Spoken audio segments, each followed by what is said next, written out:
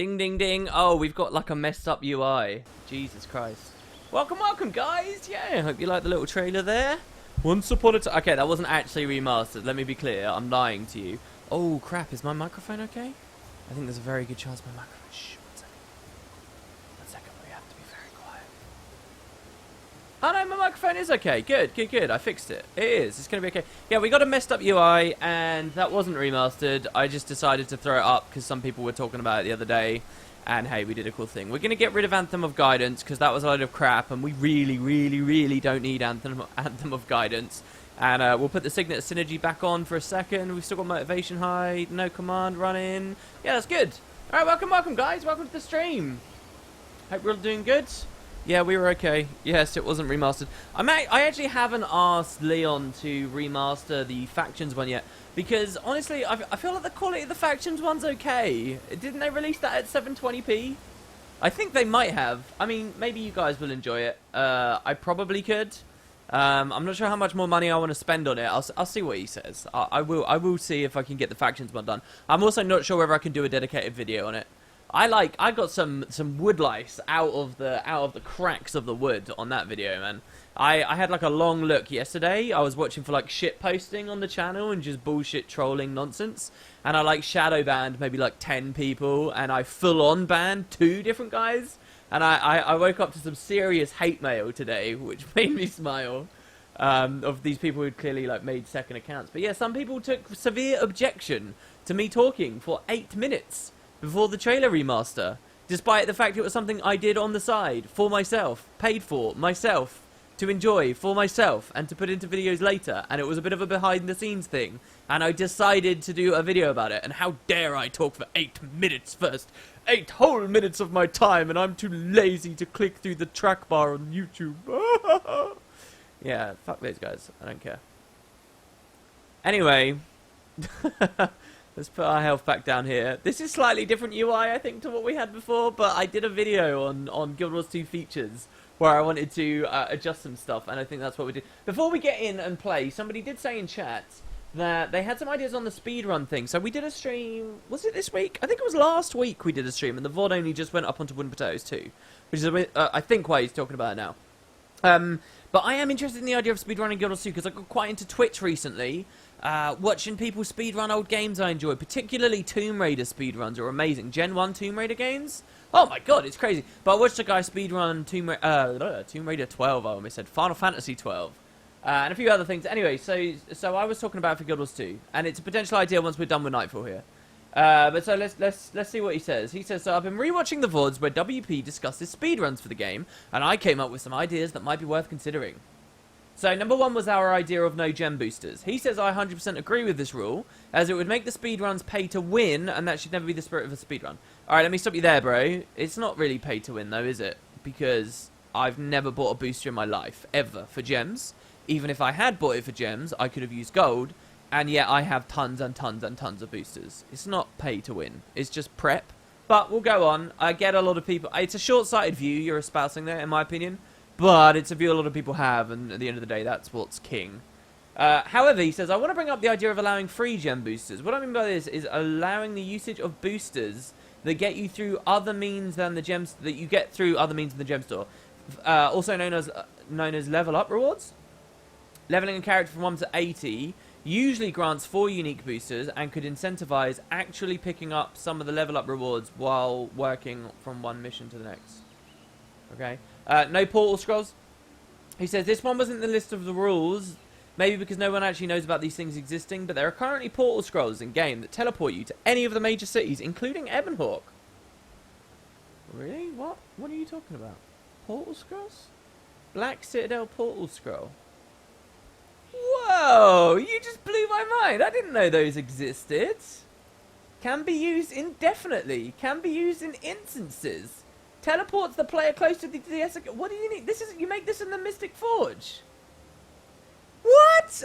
How many people in chat, if you knew about portal scrolls, give me a 1. If you type 1. If you didn't know, give me a 2. I am a 2. What is that? That is mental. I'm sorry, guys. We will get to Nightfall soon. City portal scrolls? I didn't know about those. How stupid am I? Let's see what people say in chat. Wow, and they're infinite use? This is mental. Alright, okay, so portal scrolls exist. These things are not only crazy expensive, but also only available if you get the Essence of Halloween during the Halloween event, making them a pretty big barrier to entry. Alright, if they're festival locked, I think we agreed on that stream that festival locked stuff we wouldn't do. He says, I'd suggest adding a rule that flat out forbids the usage of these scrolls, just in case they end up being a time saver in some situations. But what it's worth, the funny thing is, if they weren't festival locked, I actually think they'd add a lot to the speedruns. The Twisted Watchwork portal should also be banned. I agree with that one, because that's heavy RNG. Executioner's Axe. Obviously, there was a poll, but here's my 2 cents. I wouldn't... You're very conservative, I see. You like banning stuff. I would not allow the usage of the axe in speedruns, not necessarily because it's gem store, and therefore a little expensive, but because of its limited availability. Let's say someone decides he wants to pick up speedrunning in Guild Wars 2 in March. He looks up rules and tips and realizes that in order to be truly competitive, he has to wait another half a year in order to get a chance of buying the very necessary item for the runs. There's a massive turn-off. It's not that big of an issue. As you can see, well, you can do the speedruns without the axe, just not very competitively. But it's important, in my opinion, it's worth taking another look at. Yeah, I think you've got a point there. Even on the day, the allowing of the... I mean, the axe makes the speedruns more impressive. That's the thing. But you're right, it's limited. That's always the catch, right? If it's limited, it kind of sucks, because it doesn't let someone just get in and get involved.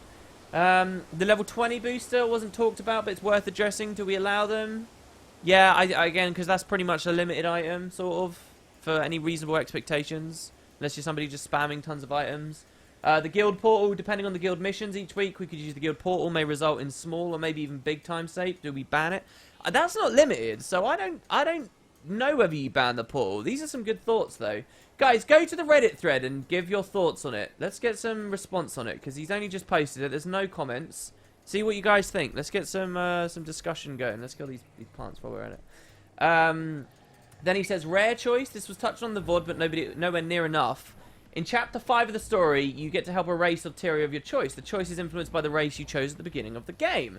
Since, in my opinion, the Hylic is the best race here, I guess you mean it's the fastest, as it puts you in Bloodtide Coast, an area you're most likely going to have to travel through anyway on your way to Ore, the Chara are pretty much out of the question. Another interesting thing is the order you choose. Whispers would put you near the Hylic village, and it would have pretty good synergy. So, a Whispers Hylic capable race? That's a cool idea. Bank Access Express. So this is very taste dependent, but for me a huge appeal of speedrunning is routing. I don't like the idea of... yeah, like, one of the cool things, dude, was when I was watching the Final Fantasy 12 speedruns, what was so interesting about them was the guy was like, look, it depends on RNG. Like, if you get good drops, if you get good gold, what you're actually going to do is skip huge... You change the route to skip different amounts of things based entirely on the RNG, and it's sort of an on-the-fly tactical decision you make. I love that. I think that's really cool too. So anyway, you say, I don't like the idea of deleting parts of the route by accessing a bank by items. It would be way more appealing to me if you have to find an intelligent way to incorporate accessing a bank into your route while losing the smallest amount of time. Again, this is fairly dependent. I've generally agreed with what you've said up until this. I don't think that matters too much. Every player, really, is going to get that Banker Golem anyway for 3 days, which will cover the length of the speedrun. I think you should just sort... That doesn't have to be a mechanic. There can be plenty of routing, in my opinion, without relying on bank-based stuff. And think about the geography of the world versus the guidance. All right, let's actually go towards the quest point. I just love the Mirror of List. Look at this shit, man. That's awesome. The geography of the world versus the way that the storyline takes you. There's not even a bank at Fort Trinity, is there? You have to go through the Asura gates back in, and with waypointing, I think that's a bit... I don't think that matters. I think you just let people use the Banker Golems, and that's it. And there's still some flavor in that because it's prep, right? It's prep for stuff. Let me just check that I've not screwed something up. People in chat might be saying something. All right, let's finish the post. No party. Again, I 100% agree on this one. But there are some instances where exceptions could and maybe should be discussed. Oh, yeah. Like what? Oh, we got to get up there. The final mission of the game is the Ara dungeons. This means you have to get to the entrance of the dungeon. Which can only be closed. No, can be closed. Oh, I see what you're saying. I think they changed that, though, didn't they? They made it completely independent of the meta. You used to have a beautiful thing with Guild Wars 2 where they wound together their dynamic events, their dungeons, and the personal story. The three pillars of PvE, they wove them together at the very end. I'm talking initial design for Guild Wars 2. Those were the three pillars. And they wove them together, and all three sort of interacted with the final fight. But slowly over the years, they sort of culled that away. I'm pretty sure it doesn't actually matter. But if it does still, I see where you're going with this comment. Let me read it out to be clear. This is fairly huge RNG aspect of the run that appears pretty much right at the end. This wouldn't be that big of a problem if the barrier of entry of each run wouldn't be so high. 80 tomes is quite a lot. So what do we do about this? If the gates are closed, pretty much kills a run after 2-3 hours of playtime, and at that point you will most likely be level 80, meaning you will have wasted so many tomes. Yeah, I think in that situation, giving people... Oh, I didn't you save yourselves, and we took a lot of damage there. I think in that situation, giving people the ability to have a party member to ferry them in is a good idea. Terrier Mastery, this one's pretty much just a tip. Terrier Masteries allow you to run faster. Yeah, people should unlock it first. I don't think it's too big of a barrier. Have it unlocked. Limiting account shared slots. This isn't for lowering the bar of entry, but with the way ArenaNet seems to continuously add new slots, we'll eventually run into a situation where trips to the bank become obsolete. Again, I think it's already obsolete because of the banker golem, and I don't really care. But I see what you're saying with that. And consumables, something like fire early powder. Those are soulbound when you get them, so if somebody's going to spend that time in the run to get the fire early powder because they think it will speed up some other element of the run, that's a game of routing, right? And I think that's fine. You already advised people to get the portal gun anyway. Again, they're soulbound, so I don't think you can just get them through the bank. Alright, that's very cool. Alright, anyway, there you go. Sorry, that was a little bit longer than I thought, guys. That's not the normal intro to a Nightfall stream we do. Banker Golems only Deluxe Collector's Edition. Then get Deluxe, bitches! Yeah, okay, I don't know. Maybe there's some discussion there. Leave comments. Seriously. I'll put one more post on the Reddit. I think you want more blah blah blah. Right, anyway, I hope you guys are all good. Hello, welcome, welcome. We're in Vabby today. Oh, we're talking about WoW if I scroll up far enough. We're in Vabby. At the end of the previous mission, you might have noticed something. We witnessed the attack from Varish on one of the three princes. This was Prince Bokka. What did the crest call him? It wasn't what I have in the title, the Hamlord. It was something else. But they called him something, you know, some big guy. And he got attacked, and he ran away, and we have no idea what he was doing. The other prince, Prince Maytu, the supposedly wise, also didn't listen to us. He was very impassive. His problem is he does too much thinking and too little action. And then there's a third prince, Prince Amter the Mighty. Now, Amter actually listened to us. He saw Varish as a threat, but the problem is he's got a piece of shit land off in the corner of Vabby, and he really can't do much with it. And he's got his eyes focused on the wilderness and the Badlands off the map that we can't see. So maybe we can get his help. But so let's see. The current quest we're doing, if you remember, the quest text read as this. Hi, Sunspear. I could use your help, said Sergeant Bolrob. He says, I serve Amter, who holds the Citadel of Zagon, against the inhuman Heckit. I've been hearing rumors that the numbers of these toad-like creatures are increasing, and they may be amassing for an attack. Find my colleague in the Mirror of Liss and gather what information you can. Alright, so we think there's going to be, not only is Varish attacking, but there's a bunch of Heckit. This is super filler, but still. Yes, I've seen Cornin troops travel through here, and something else. Foul, dark shapes moving among them, which we, of course, already know to be Marganites, old friends. Bolrob is right. I see Heckit on every ridgeline and in the valleys as well. The attack is imminent, but they are waiting for more units and supplies before striking. Send word to Tanmod that if he requires our services, we are more than willing to send a few Heckit to their graves. Okay.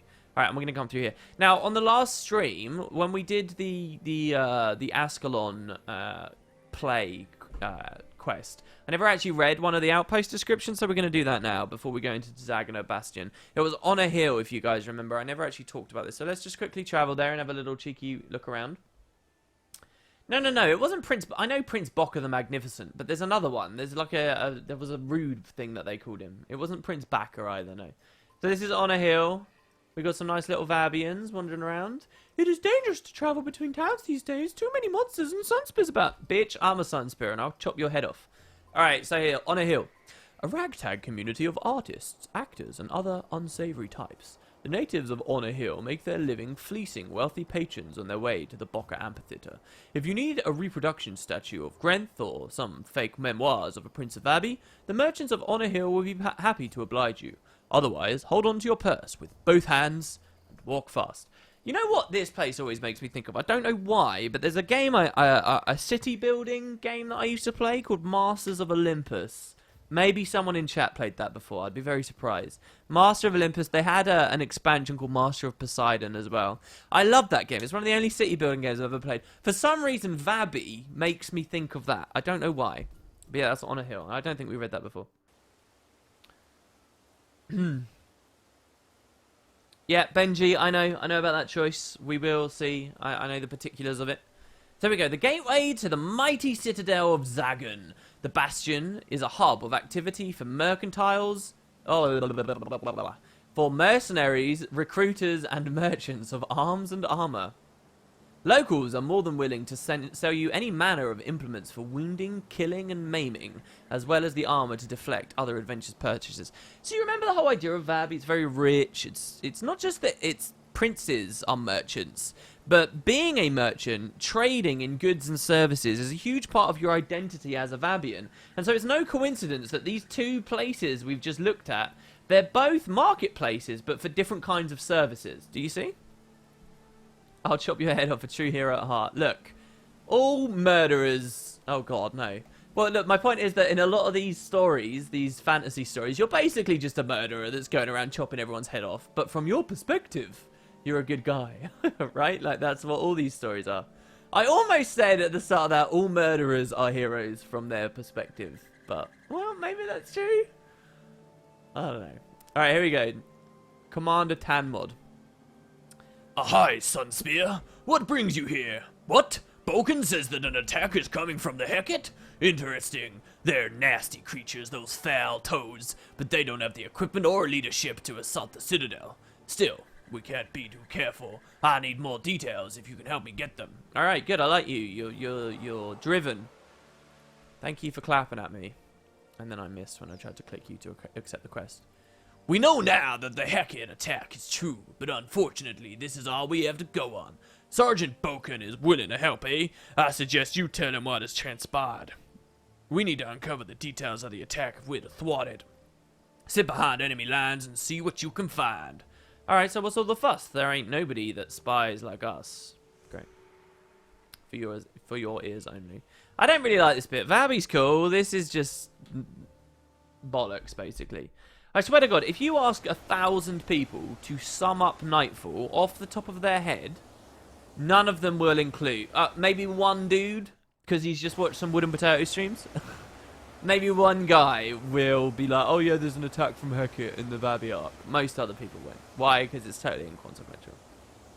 You heard there was RP here? Yeah, you have to say a hi in chat or you get banned. That's basically the rules. You came here for the RP. This ain't no tarnished coast. This ain't no Pecan Square. Yeah, that's right. I know the RP servers, even though I don't do it. I know them. To be honest, you always solve conflicts with violence. I don't believe that's true. Not from people to people, not from nations to nations. I don't believe that's true. There you go. Good, good. Say a hi in chat. True believers there. True Vabians. Or Elonans, I should say. So finally hit save yourselves. I was watching a video of a guy running a save yourselves build earlier in the week. And, oh my god, it was so crazy. Like, I honestly don't mind. I didn't leave any mean comments or anything. But he was, like, talking about the importance of using save yourselves. And just never using save yourselves. He even had final thrust on his bar, okay? Final thrust is a skill that kills all your adrenaline and costs adrenaline to use. So if you have max adrenaline such that save yourselves is charged and final thrust is charged, you should go save yourselves, auto attack, then final thrust, right? That's how you should do it. But he was like, he had all the adrenaline for save yourselves, but then he used final thrust and just killed it completely. I was like, ah! You commented on the Reddit post. Good job. I really want a way to integrate the Discord. We're so active as a community on Discord. It's amazing. I'm like always snooping on it, always reading it, seeing what's going on. It's so cool how much is going on Discord. I want to like integrate that into Reddit as well. I want like every facet of the Wood and Potatoes community to have shit going on, but I don't know how to incentivize more Reddit discussion other than just responding when people leave posts. And I often miss them as well. Yes, I've seen Corn troops travel through here. We already spoke to you. Glad I can be of service. There are several clusters of Heckit stationed nearby.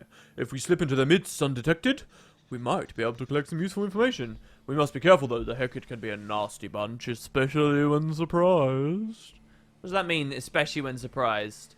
If we get Heckit in Guild Wars 2, they should have a thing where they gain like plus 1,000 power versus foes with revealed on them. There you go. See, I'm a designer at heart, guys. I know what I'm talking about. Oh, he dodged our elite. So not only did we miss our elite, but we also didn't charge for the quick enough save yourselves. Brutal. Get our increased attack speed running. There we go. Oh no, this is increased adrenaline gain, not IS. Well, whatever. Sapphire Reconnaissance. I feel like I remember farming that for some reason. I don't know why, though. You think most people remember that much? This chat randomly crashed on your browser when you said, "Ah, hi." Yeah, I've got Nightbot set up to kick you if you say it. What was that? Should we wait? Should we see if there's more discussion from them? Shh, keep it down. We don't want to attract the attention of the Heckit. Should we follow them? What's that? Are we supposed to... What do you mean keep it down? Never mind. It must have been your stomach grumbling again. Haven't you had enough? I saw you eat 2 villagers this afternoon. Ah, they were skinny, with barely any meat on their bones. What I wouldn't give for a fat, delicious bookkeeper. They sit on their rumps reading all day. Blah. Alright, back to business. When can we expect the shipment? Word is that they'll arrive around noon. I expect we'll be joined by a heavily loaded troop carrying 10 Ravi axes and enough food so our warriors can fight with full bellies. Ah, we are fortunate, brother. Without these human marshals' help, we'd never be able to defeat these hated and tasty Vabians. Ah, to health and to our victory. Alright, there we go, we spied. Gather more details about the arriving shipment. Should we kill them now? Let's kill them. That's interesting. Axes from Den Ravi. Someone should go to the Guild Wars 1 wiki, go to Den Ravi, Henge of Den Ravi, and add in the trivia section there that some Heckit will buy some Den Ravi brand stuff in Nightfall. That's cool little... Those are the little details the wiki thrives on and that they should add. Are the Heckit French Italians? Yeah, I watched Ratatouille this week, and I fucking love Ratatouille. Ratatouille is... not the dish, the movie, the Pixar movie. I've never eaten Ratatouille, the dish. But Ratatouille, what an incredible movie. And what I watched as well was, like, with French footage, so all the signs appeared in French and stuff. It was amazing. So maybe that's influenced my accent, just a tiny little bit there. Maybe just a little bit. But man, what a great movie. You guys should listen to... I mentioned it in a tweet today. You should listen to... Turn off this crap. Turn off the stream. Go to YouTube. Type in Anton Ego's speech. He's this critic character in Ratatouille that gets so little screen time. But he's such like a nuanced character. Anyway, so like he's fed this dish. I won't spoil... Well, if you watch that video, it will spoil the movie for you. But, oh my god, it's such a great little speech. The guy who did the voice for him died as well. Peter Toole. It's really sad. Have you seen Pets? I really like that one. Pets? No, I've never even heard of Pets. The most recent Pixar movie that I watched that I've missed is The Good Dinosaur. I've seen every single one except Cars 2. Cars 1 was actually better than I thought it'd be. But yeah, so... Nightfall, a story of great wonderment. Nightfall is pretty badass, bro. Don't you remember that Den Ravi weapons used to be fairly unique +5 energy weapons? They took that out of the game. Maybe it's a reference to that. The Totem-Axe is also a throwback. No, I didn't know that at all. I may not have been playing around that time. Oh shit, I wasn't supposed to kill them, was I? Oh no, we gotta do it all again. I'm a moron. That's your fault, chat, for distracting me. Crap. Yeah, Ratatouille's probably not the best Pixar movie. Thank you for saying I have good taste. It's probably not the best movie, but it does have an incredible ending. And it really stands out to me. Ratatouille, it gets a bit slow. It loses its direction a little bit, about 2/3 of the way in, for a period of maybe 20 minutes. But aside from that, it's an incredible movie. And even that bit's not bad. You know, it just drags it down ever so slightly. Alright, let's do this again. Yeah, I don't really remember the +5 energy thing. Listen, my history of the franchise is this, alright? I feel like I need to do like a video to explain people to it. Because basically what happened was this. Maybe right on launch, right on release, my older brother got the game as a gift from a dude that my mother had been dating at the time. And he made an account on that dude's email address and stuff, because we didn't have our own emails and stuff. Okay, and we played it a little bit, but this dude's PC was so shitty. It was awful. I remember specifically the water in it just looked so bad. You could play on maybe like 5 frames. It was so bad, guys. And so we were like, oh well, we can't play it then, really. And that was it. And it died for maybe like 5-6 months. 5-6 months later, my older brother got his own PC from working at a DVD shop. And he started playing Guild Wars 1. And I used to sit there and watch it with him and hang out with him while he played. And you had 4 characters at that time. He made 3 different characters. And he gave the 4th slot to me. So I used to play that, not too much, but it was like on his account. And I used to... and that account was a different one to the original one we'd made on the other guy's email. And... we used to play the game together, and I made my Mesmer, and I went through. And my experience... this was around the time that they added the Battle Isles, by the time I got to it. Okay? Well, I've been watching it and experiencing it from before then, because I'd been doing it through my brother and at the original launch. But I hadn't ever really played myself or understood much, especially not endgame stuff. At this point, my older brother had been 55 HP monkeying and stuff like that, so I knew about those things, but I never really did them very much. Anyway, my first character, I got out of pre-searing eventually at like level 8. I always remember I was level 8. I got out of it, and there's an arena at Ascalon, the Ascalon Arena, and you can only play it up to level 10. But I played that constantly. I loved the Ascalon Arena. The Ascalon Arena was the shit, okay? And I played that constantly. And there was a thing with the Ascalon Arena as well, where as long as you were continuously winning, you could stay in, even after you passed level 10. So I played that and got to level 11. I just kept doing game after game after game, getting a little bit of experience each time. And I got all the way up to level 11 before finally, I don't know whether I got kicked out or I quit or what, right? But so that's what, and then I was like, oh my god, I really want to do this. And so these arenas are cool. And so I wasn't paying any attention to the story, really. But my older brother said to me, oh, look, there is an arena in Kryta. You should go to Kryta, because there's another one, and that one Yak's Bend. So I went to Yak's Bend, and then I did the Yaks Arena for a bit. And then after I was done with the Yaks Arena, my older brother was like, look, there's one in Kryta, and it's got a higher level cap. You should go there. So that was my motivation for crossing the mountains. I went across, but the day or the day before I got to Lion's Arch, a patch went into the game, which took all of those arenas out. So my older brother still had the Delesio Arena unfogged on his map and stuff, but they took the Delesio Arena out right as I got to it. Now, that might be my memory playing tricks, and it had actually been a little bit earlier, but that's because that was the patch where they got rid of the original Tomb of the Primeval Kings, Heroes Ascent access, and that was the patch where they added the Battle Isles, and it was ever so shortly before Factions came out, as far as I remember.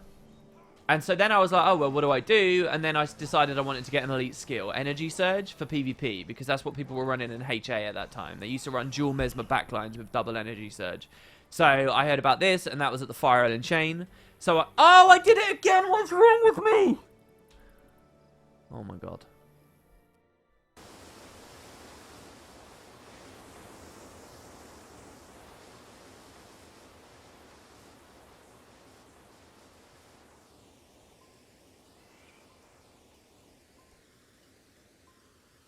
I don't want to talk anymore.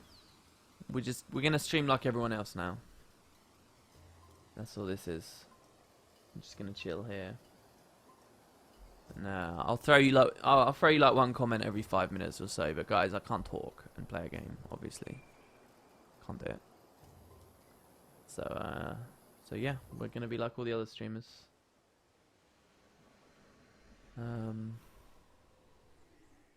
Yeah, I'm just thinking about what I'm gonna have for dinner, really. Not that interested in interacting with you guys or telling stories. Gotta focus. Gotta focus on the game. Alright, yeah, okay. Well, the end of the story is... yeah, I went to the fire. I got a run to Sanctum K and through Sanctum K. And then I really learned to play the game in the Crystal Desert. I got up to the Fire Island Chain. I got my Elite. And that's sort of where I start forgetting what order I was doing stuff in. And what was actually going on. Don't really remember much anymore after that. I mean, I eventually made an assassin. My older brother was still very active at this time. He started playing a lot of factions. You got 2 character slots. He let me have one of them. It was an assassin. What I'm talking about here, by the way, was totally against the terms of service. It's account sharing. And he played a lot of factions. And I quite enjoyed factions. But by the time Nightfall came out, which I believe was only about 6 months later, he was transitioning away from it. He'd got a girlfriend that didn't care about games or whatever. I don't know. You'd have to ask him why he got out. But he stopped playing so much. And he didn't even buy Nightfall. I bought him Nightfall. I ended up playing the game way more. I had my own PC by this time. And I was just using the account. Like, 90% of the playtime was me at this point. I bought him Nightfall to try and get him back into the game for, like, Christmas that year. Like, Nightfall came out at Halloween. And neither of us even played it. Like, we didn't play Nightfall on release. Oh, no, I did play a bit of Nightfall on release, I swear. How did that work? I can't remember how that worked. Maybe I had another friend that was playing it? Anyway, I eventually bought him Nightfall for that Christmas. And he never played it. But now we had Nightfall, so that was cool. Look at me letting everybody die. Oh my god, what is wrong with me? What is wrong with me? Seriously, what is wrong with me? What is going on here? What did I just do? I made a big joke about paying attention to the game and then immediately started talking and killed the Hylek, not paying attention to the game. What is this? What am I doing? Am I drunk? What's going on? I can't believe it. This is hilarious. This is so crazy. I'm such an idiot. What do I even say to that? What, do I delete this VOD? It's not even a thing.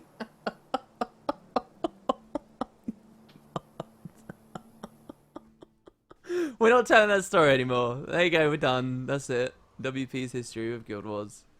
Alright, seriously. Let the Hilux speak. I can't believe it. Is this a master difficulty quest? I can't believe... I'm embarrassed. Let's get a bounty as well while we're at it. This is unbelievable. This is unbelievable. And how long it took me to notice as well. Alright, let's stand here. Let them do their dialogue. I can't believe... What is...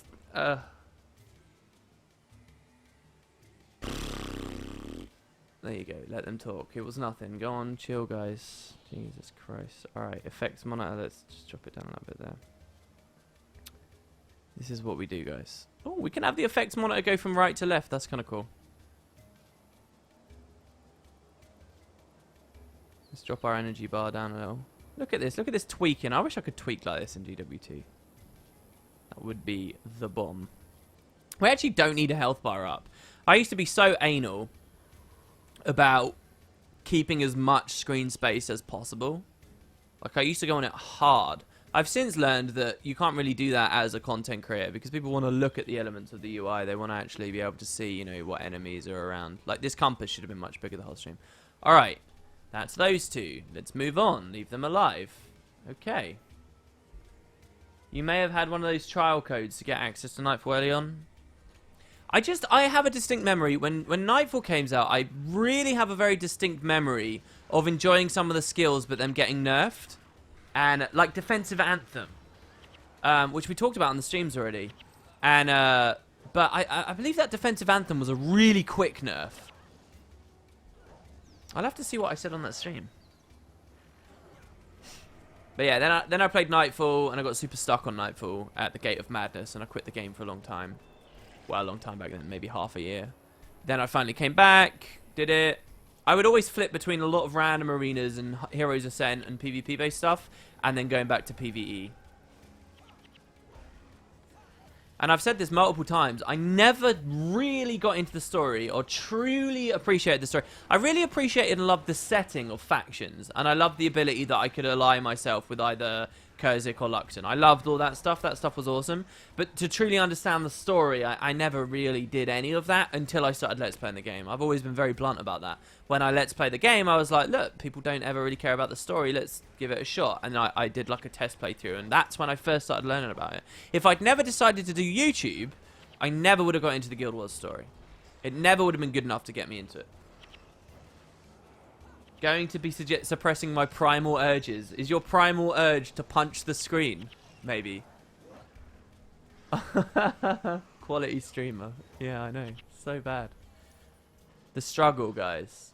Being an intelligent enough human to hold a conversation and also play decently.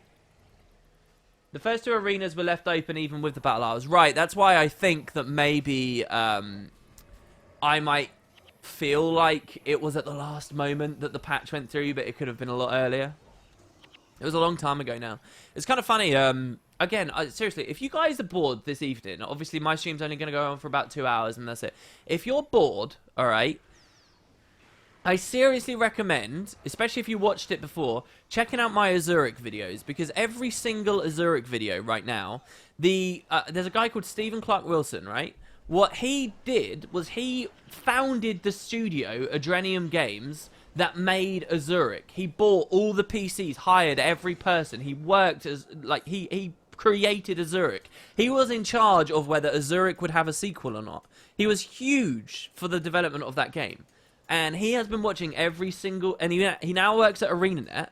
He's been watching every single video of our Let's Play of that, and leaving these massive long walls of text about his impressions of the game and what he remembers about it and stuff like that. It's really interesting. So if you're bored, I seriously recommend you guys check that out. I just flagged a bunch more. They keep getting caught in the spam filter, and I just there's like 30, the first 16 I think episodes have all got these epic comments on them.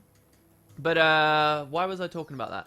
Yeah, because he made me realize I remember something wrong. In the LP, I was talking about all the pre-launch hype for Azuric, and then how I felt like it got too heavily criticized because of the pre-launch hype, and that's why it got kind of panned. Anyway, he heard me say that in the LP, and one of his more recent comments he just left like 2 weeks ago was he said, actually, there wasn't too much pre-launch hype. It's interesting to me that you remember there was a lot of pre-launch hype, because there really wasn't. We had this, this, and this. And it kind of makes me realize, you know, I'm just wrong, right? Like, when your memories get deep enough, you get hooked on this idea, and it may not even be true, like... and you can swear by it. And I'm sure stuff like that's happened with me with Guild Wars as well. Alright, let's listen. We're not going to kill him. Don't worry, guys. Don't worry. There's no butt clench.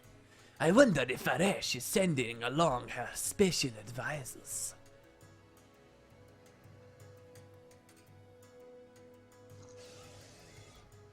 I hope not. They're nasty things, all purple and shiny. Makes my warts crawl to look at them. True, it seems, and these days there are more of them in the Conan army than humans. Good thing they're on our side, eh? That was it? I already knew that. We didn't need that information. Oh my god.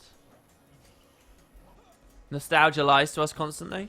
I think it's a bit more than nostalgia. When I studied psychology at college, we looked at a study. I can't remember the names or the dates of any of these studies anymore. That's half of what it was. Fucking academia, such bullshit, man. But we looked at a study where some people were given a video of a car crash, okay? They weren't given really anything other than the video of the car crash. And then like a week later, or 2 weeks later, or a month later, or something like that, all the participants who'd seen this video of the car crash came in, and they were asked a question. One group was asked the question... I don't remember the specifics of the question, but that's not really what matters, okay?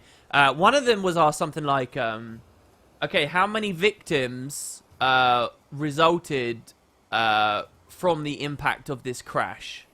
That was like one question, and then the other people were asked, the other group were asked, how many victims resulted from the impact of this, this destruction, or something like that. Basically, the language was ever so slightly different. One of them implied... Oh, no, I remember what it was. It was like, how many windows smashed during this collision versus how many windows smashed during this accident or whatever. And the truth was, none of the windows had smashed in the video. None of them.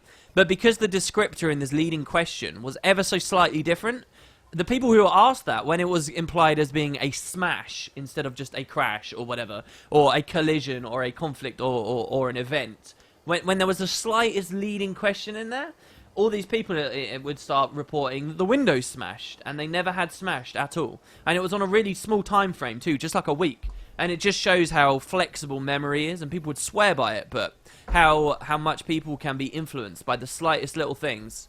And the study was in relation to the way that courts rely on eyewitness testimony and how you can't always rely on it and stuff like this. Pretty cool. Maybe somebody knows that a bit better than I do. It was quite a few years ago I studied that. Anyway, here we go.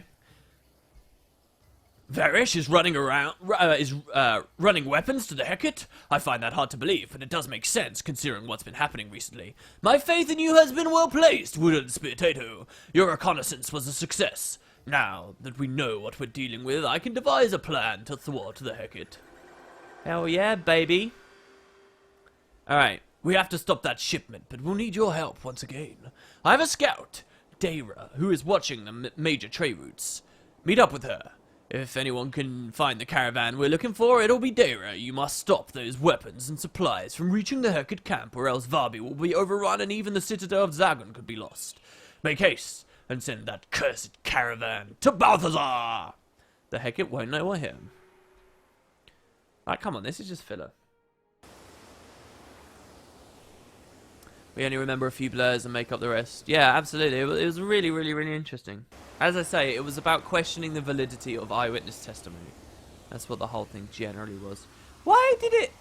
That's weird. Let me go out this way. Oh, I was influenced because the green text appears there, even though... Yeah, that's kind of weird. My psych teacher tested us without knowing by bringing in another teacher. She came into the class and asked him a random question. Later on, he asked what she asked and what she was wearing. 1 person out of 20 got it right. That's sort of more of a test of how fallible our memories are, right? And how... that's very similar to... There's like YouTube videos where you can watch... the YouTube video will be titled like... How many times was the briefcase passed? And it'll be a whole crowd of people on screen. And there's a briefcase, and they're just passing it between each other's hands. And you're watching intently the briefcase, trying to watch. And after it's over, they're like, okay, you may have got it right, you may have got it wrong, but did you notice the giant bear doing a moonwalk in the middle? And then you watch it back and you're like, holy fuck, there was a bear doing a moonwalk. And you just have no idea it's there because, you know, it just shows how influenced we can be. When you journey through Vabby, do so with care. The Heckit and the Harpies are swarming. Aye, I've seen Cornins on the move. Loaded down with heavy burdens they were. Those would be your weapons, I'll wager. You'll find them up ahead. Let me come with you, and we can make quick work of them. Alright, lady. None of these NPCs that have been coming with us are actual allies. Kind of interesting. Oh, we should get the bounty again. We really should. You might think, oh, what's the point in doing it these days? But you do get better perks for fighting demons and things when you help out the Lightbringers. The Order of Whispers, I should say. Those roaring ethers hurt, man. Oh, I've just realised it doesn't matter whether I save yourselves. They do armor ignoring damage. That energy surge will hit us for a flat amount. Probably there's nothing to fear will save us from it because it's percentile damage reduction. And it doesn't give a fuck. It's like the damage... It's like the protective equivalent of armor ignoring damage. It's armor ignoring protection. Oh, was that accept dialogue? I don't quite trust the Order of Whispers. That's fast thinking versus slow thinking. There's an awesome ASAP science video about this. Really? That's kind of interesting. There's the one with Count the Bulls and a gorilla walks by. The first time I ever saw that was on a show called Brainiac, which was like a Sky One UK equivalent to Mythbusters, basically. Where they'd have all these silly explosions and things going on, and they used to love blowing up caravans, and I used to enjoy it as sort of a young teenager quite a lot. Even though it got pretty old, they started running out of ideas pretty quick. And looking back, you can see where the budget started running out as well, unfortunately. Some of it was very cool, though. I've just noticed we don't have aggressive refrain on. That's what's been different today. That's what we did differently.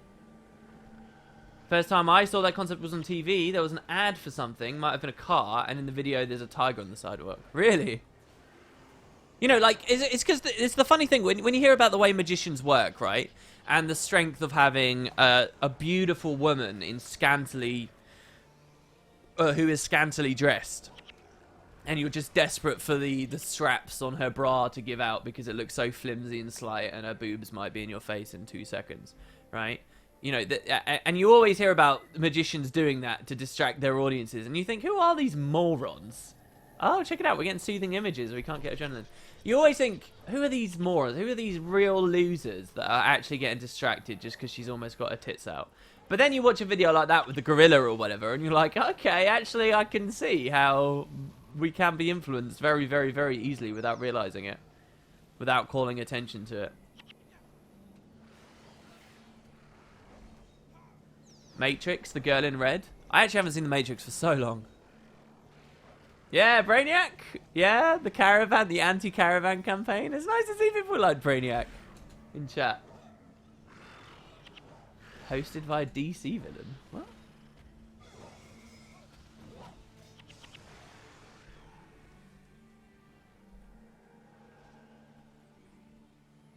Illuminati confirmed. WP more attracted to gorilla than boobs. What about gorilla boob? Have you ever considered that possibility? Christ.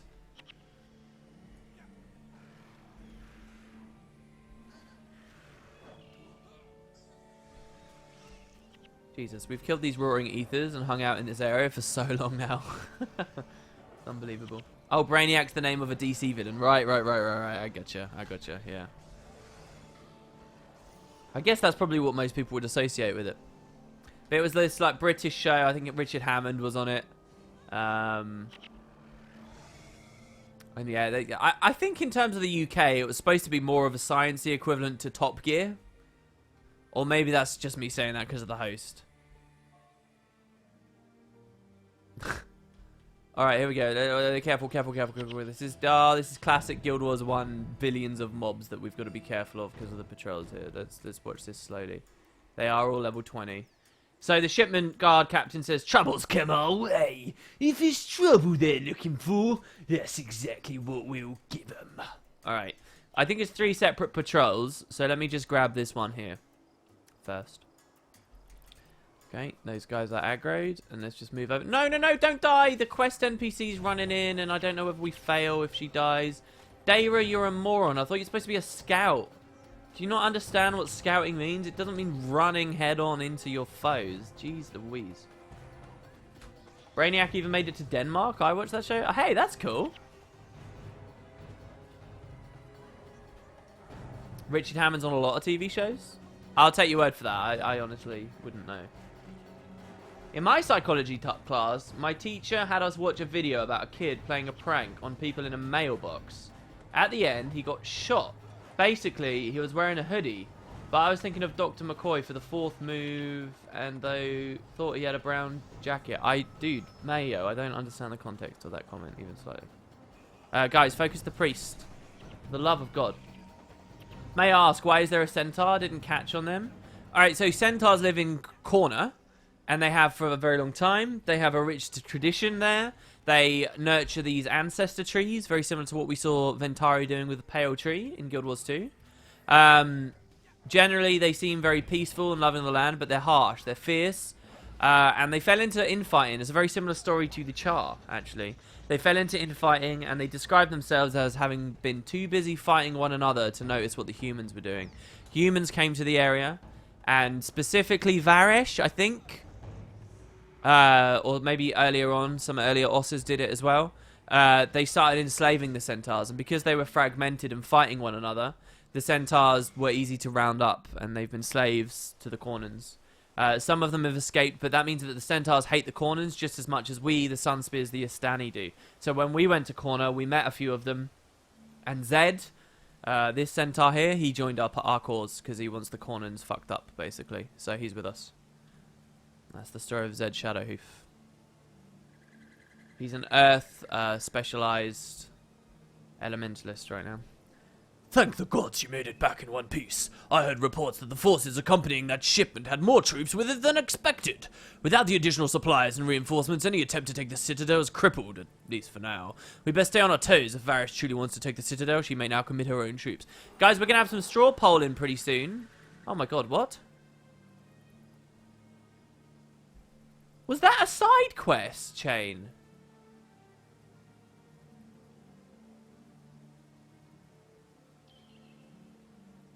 There are strange monsters, maybe even leading the corners.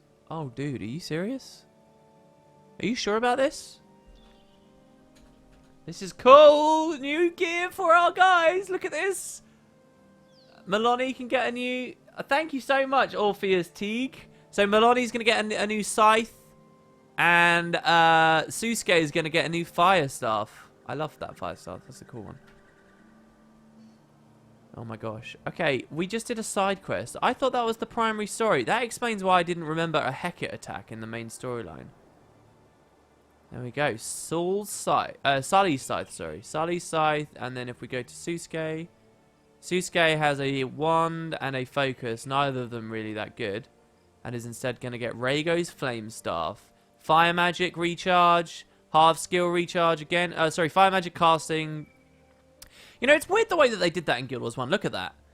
Arguably, the recharge of a skill is way more potent than the casting time of a skill. And yet, the more specific one, they went with casting time instead of recharge. Anyway, and enchantments last longer. That's good for him because it will keep his achievements running longer. Meaning more energy saved in the long run. Because they're long duration too, so the 20% works a lot for them. Okay, that's awesome. What is wrong with me? We were doing a side quest chain the whole time. I never even realised. Let's go back to the Kodash Bazaar. Okay. Yeah, the missions unlock as you complete the primary quests. So, like the Bastion, this does become a mission later. Minor spoiler. Right now it's just an outpost though, because we haven't pushed the story to the point where any kind of threat is posed to the place. So where's the next main quest? I would have thought you'd just get it here from the Kodash Bazaar. Zerai, do you have a quest? No? The food trainer doesn't have a quest? This is bizarre. I've never experienced this with Nightfall, where I feel like I've sequence broke it and I don't know where I'm going anymore. Do we have to go back to the Bokka Amphitheater? That can't be right. Don't worry about spamming us with green weapons too hard. At the end of the day, we're not struggling, so I'd rather... Again, I feel like you're making a big mistake if you donate anything to this playthrough. Anything at all. Because it's kind of for these streams, and that's about it. You think the Grand Court is where we have to be for the next primary quest?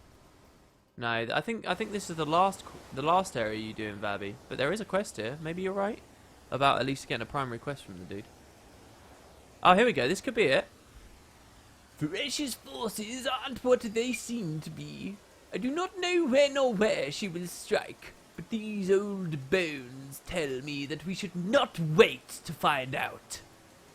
There is one with you, a quiet and secretive fellow.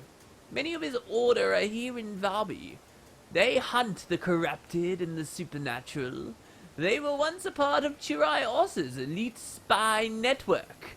They were the ones who sealed away Palawa Joko after the Battle of Jahai. They could perhaps help save Vabby once again. Recruit their help. Alright, I don't know why we're listening to you, but we must rally support for the cause. So let's call the order. Back to the Chantry of Secrets. Technically still within the borders of Vabby. It's sort of, I love the location of this so bad, because it's sort of no man's land between the two regions, right? Right on the ridge.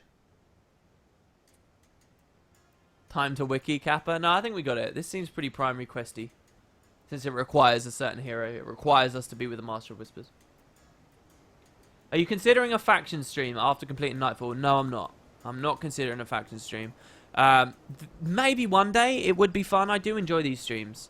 And specifically Winds of Change I'd love to go back to, because I've only ever played it once a few years ago and I've forgotten a lot about it. But, all that said, I've got so many other ideas I want to employ, and there's only a very small amount of us who like watching these streams, so. The Order of Whispers welcomes you. You are safe from the worldly chaos here. The Order of Whispers is called upon. Varish has blessed her force forces with Abaddon's prayers. The Heckit to the north have been tainted with her vile touch as well. Marganites have been spilling through Jahai. We don't know if this is just a distraction, or if Vabby is her ultimate goal. We will help you in whatever way we can. Right now, however, we need your help slaying some Marganites that have surrounded the Chantry of Secrets. That's pretty just slapped in there as well. Oh, the Chantry's under attack. It's fine, though. It's totally okay. Yeah, I am on the right track. Zago isn't necessarily next. It depends on our choices, guys, for the stream. It's very choice-based. I actually like the other mission more than Zago. Oh, crap. I just... why does it keep doing that, man? That's annoying. Are you going to swap back? No? Oh. I got an add-on, right? Which scene switches, but it turns on by default. It's really annoying. It's good for casting. It's not good for this. There we go. Sorry about that, guys. That was me alt-tabbing to check OBS to make sure of something. WP, quick question. I remember at some point in your YouTube videos, you said something about where you get a lot of your background music. I know a lot of it's from various games, but where do you tend to get it? What I like to do is... Wait, what's so funny, B-boy? What I like to do is basically look on YouTube for compilations. So I'll say, like, it's pretty cheesy what I do, honestly, because a lot of people identify with me through the music. So they'll hear, like, Banjo-Kazooie music. Banjo-Kazooie appeared in today's Q&A right at the start. And I've watched LPs of Banjo-Kazooie. I've played a reasonable amount of Banjo-Kazooie 1, but not that much. I'm not a huge fan of Banjo-Kazooie, right? But it appears in my video, and people are like, oh, WP's a Banjo-Kazooie fan. That makes me identify with him. I like him more. But honestly, most of the time I'm just cheating it. So what I did for that specifically was I looked up Nintendo compilation or something. It's 100 songs. That's a 100-song Nintendo compilation of music. That's what that is. And the best way to do it is just look up, like, video game music or something and filter YouTube results for length. There you go. That's what I'm trying to say. I already made the choice. Oh, you're right. I did already make the choice. You're right, because we picked Master of Whispers before. You're right. The other choice I'm thinking of has no impact on that whatsoever. You're absolutely correct. I like the other mission more, though. It's more magical. It's more fantasy. Remember, the first time I played Nightfall, I picked Magrid. Just so that people know, I picked Magrid. So Magrid's like where most of my nostalgia is. I stormed Gandhara, and then I did the other thing that's coming up soon. Can one just put them into it? I thought they claimed that stuff really fast. It depends. First of all, a lot of people mistakenly believe that there's some weird rule for copyright where you can use it, but it has to be under 20 seconds. If it's under 20 seconds, you can't be copyrighted. As far as I understand that, it's complete bullshit, and it's not true in the slightest. Copyright is copyright, whether you use a couple of seconds or not. But this sort of gets propagated further because what you actually find is most content IDing systems can't really detect it very comfortably if it's just a couple of seconds, and that's sort of one of the things. It's not actually a legal thing across really many, and it depends on the country, obviously. When we're dealing with YouTube, it's more American law and stuff, so. But, yeah, if you use just like 5 seconds, often the copyright won't get flagged. And you'll never hear me in a video use more than 5 seconds of pure background music. Because why would I ever do that? That's boring, right? That means I'm talking really slowly, or I've ran out of things to say and stuff, and I edit that stuff out. So you can, if there's a guy rambling in front of the music, that it can't be detected, and it's legally sound because it's a transformative work at that point. Technically thinking, I think. Oh, we got a gold. We got we got 9 death magic gold. That's nice, man. That's max level. Grim Sester. Reduces days by 20%. What has Master of Whispers got? Oh, yeah, he's already got this badass staff from a previous stream, the death magic staff, so he really doesn't need that. Oh, well. Maybe we'll go some more death somewhere else down the line. On a secondary, or I don't know.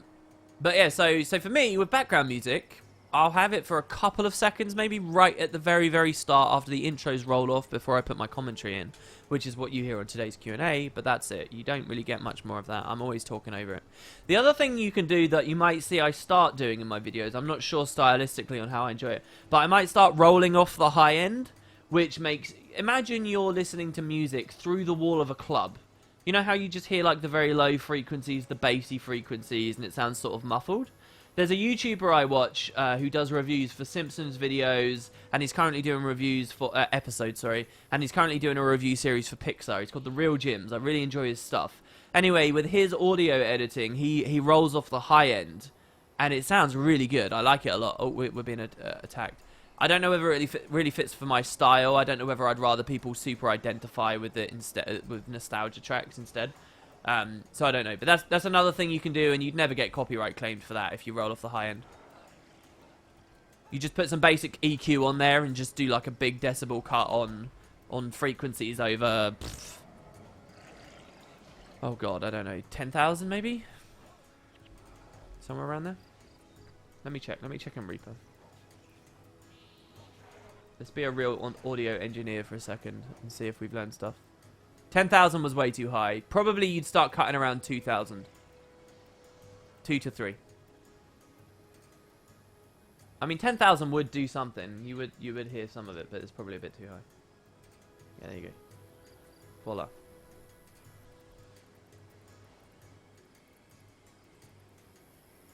Alright, Noru. Hail and well met, my poorly accessorized friends. Of course, I always take a moment for a fan. I'm not sure... I'm sure you loved my work in Rurik, Prince of Tyria? No? Then you saw me portray Hamlord, Terror of the Tides. What? Haven't you seen any of my plays, you gods? That's the saddest thing I've ever heard. The Marshal Whisper says, The Order of Whispers has been called. There is only one speed, mine. If you can't keep the pace, you'll succumb to the enemy. Wooden Spear Tato. Order of the Disciple of Whispers to... order the Disciple of Whispers to take one of the enemy squads. We can handle the others.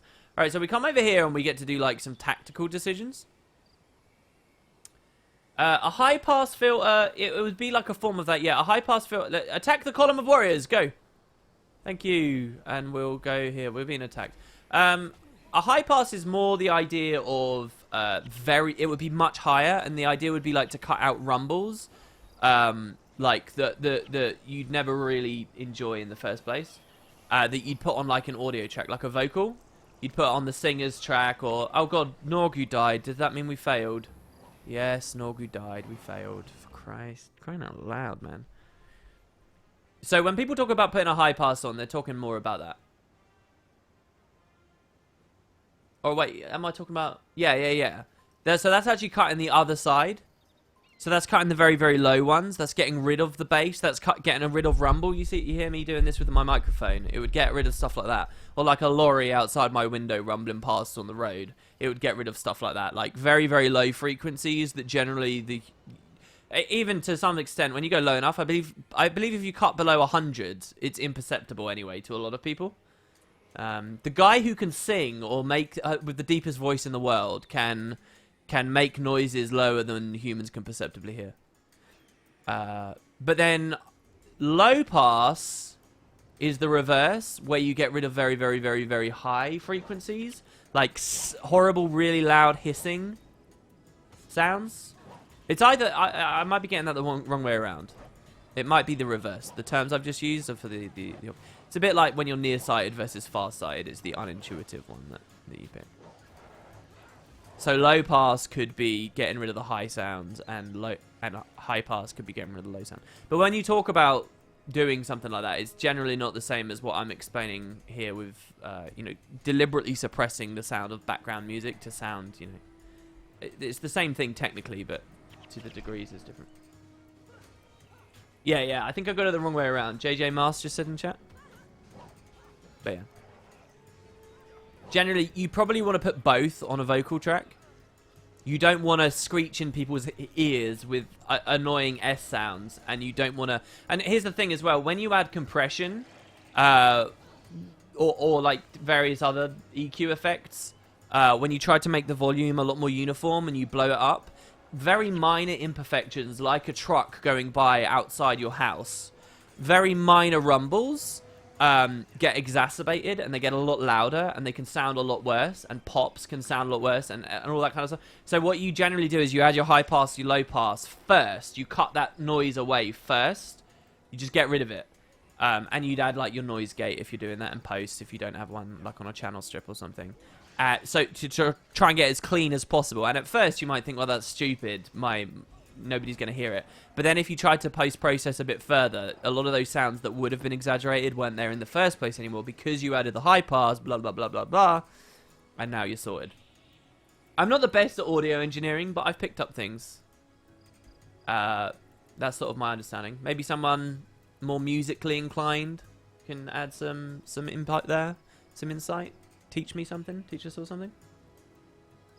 Clearly you haven't tried to sleep to Nails on a Chalkboard greatest hits. Oh, God. Alright, here we go. This is a bit of an annoying quest. The reason we failed it, really, was because I was reading dialogue. Alright, so you're going to attack the column of warriors. You get moving on. And we're going to stand with Noru here. Can we direct both of them? No, I don't think so. The Order of Whispers looks so cool, man. We're going to stand in the middle. Which in some ways is very safe, because it means we can intercept both patrols. And in some ways is very unsafe, because a very good offense could mean we kill one of the patrols super early. Is that Skrillex's greatest hits? Alright, those guys are patrolling off to that side, which should mean we're safe to go and intercept these nice and early before Noru is ever at risk. So we're going to stand about here. Because we do want to get over to those warriors nice and quick. Oh, they're going around the other side of the rock, are they? Alright, fine. Musically inclined. I've got 17 years of piano playing behind me and I've never... I have nothing to add. Well, that's different. You know, if you're playing classical instruments, if you have talent in terms of dexterity, that's not necessarily the same as being the audio engineer who masters tracks and, you know, produces stuff out of it. It's a direction that some, like, little bands, you know, while they're at school will go into when they're making their first album out of their garage or whatever. Being a YouTuber is like, you're a mix of a lot of different things. A lot of different things. Unless you, like, hit success super early on and have amazing amounts of wealth to just pay people to do everything, to look professional, you kind of have to dip your toes into a lot of different industries. It's one of the things that makes it fun, honestly. Hail, well met, blah, blah, blah, blah, blah. We just saved your ass. I have been chasing you for miles. The Citadel of Zago is under siege. After they surrounded the temple, the forces moved in north to the canyon.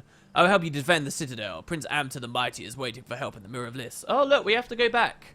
We must hurry to the Citadel of Zagan and speak with Prince Amter the Mighty. Well, this was the cool prince, the prince that listened to us. So, just so that you guys know, if we had picked Magritte, we'd be doing a different story right now, where you know how Prince Bokka ran off? Both he and Meitu, they get scared. They just run off. They bugger off and they flee to a hidden city, which you've heard some hints at before, where the riches of Vabby are stowed away, protected by Jinn. And you have to go there to convince them to stop hiding and actually do something. So there's two different stories going on. One is here with the Whispers, and that's the other one. Don't lie, WP. You just go on videos ranting, then play games all day. ... Yeah, that's all there is to it. There's no forethought. If there was no forethought, you would see my videos exactly the same as the Prophecies playthrough. Yeah, a high pass is high frequencies, a low pass is low frequencies. But it's doing the reverse, right? A high pass seems to just suggest... But the thing is, it's a pass. So when we say low pass, what it means is we're letting the high ones through. No. When it's a low pass, you're letting the low ones through. So a low pass is cutting out the high ones. And a high pass is cutting out the low ones. See how it's reversed? It's like... I always used to get tripped up when I was a kid because of glasses. If you are nearsighted, that would suggest perhaps that you have bad close-up vision, and you need glasses to rectify that. You're nearsighted, so that's your problem. Your near vision's bad. But it's actually saying the reverse. It means you're good. We're talking about glasses. We're talking about the thing to fix. But you get diagnosed as being nearsighted, which means you're good at close, which means if you're nearsighted and you wear glasses, the glasses are helping your far away vision, not your near vision, your far away vision. You get glasses for nearsighted people, the glasses are helping your far distance, which is what my eyes are. Or you can be the reverse, where you can be farsighted, which actually means you're crappy at close, like reading books and watching TV and stuff like that. A realm to protect is the greatest treasure a leader can possess. What can I help you with, hero? I have used all of my wealth to protect this realm while my brothers lived lives of Oh, wow, they're brothers? I didn't know that. Or I'd forgotten that. They're brothers? Thank Lissa you have called the Order of Whispers. It makes his old veteran smile seeing such heroism in the twilight of the gods. In the twilight of the gods. Oh my god, that is a cool line. Considering what's happening at the end of this story. So what, people already saw the gods as receding? I get what you mean, because you use the word filter as well after... Oh my god, yeah. One thing I have to say about sound mixing is that I'm annoyed with this band's new album I've been listening to. They had been mixing problems for the previous 2 albums and are all seasoned musicians. Now band doesn't necessarily do mixing themselves, but why on earth is this album again filled with mixing issues like volume fluctuation and on a flat porridge sound on a couple of tracks? Oh god, you're not going to name drop who they are? What's the little UI box? This is a DPS meter. It shows who's pulling the punches. You'll see that I'm the lowest DPS on the entire team. That can't be right. Dunkora's max damage? Dunkora and Talcora? Well, there you go. Smite and monks, baby. They're not even running Ray of Judgment. Alright, we're at your service, Prince. We shall strike down our enemies together. We must make haste to defend the Citadel. When you are ready, we shall watch the sun set on this realm. There's a thread on the wiki right now of highest Paragon DPS too. Pretty cool. The subreddit, sorry. Guild Wars 1 sub.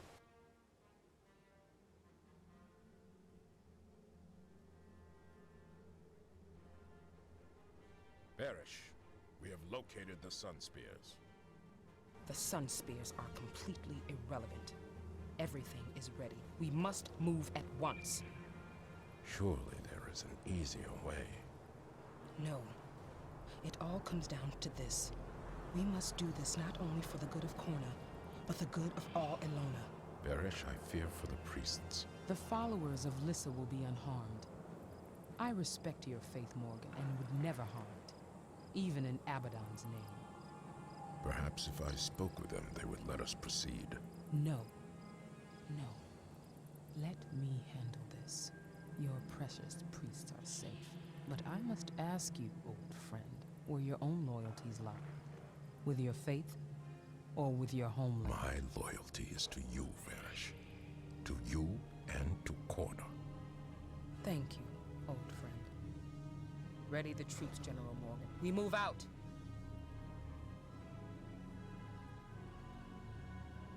Morgan, your heart is good. It is a pity there will be no place for it in our new world.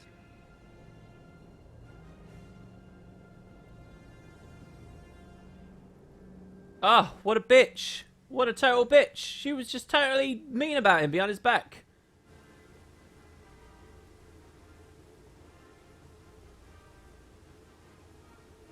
Good audience.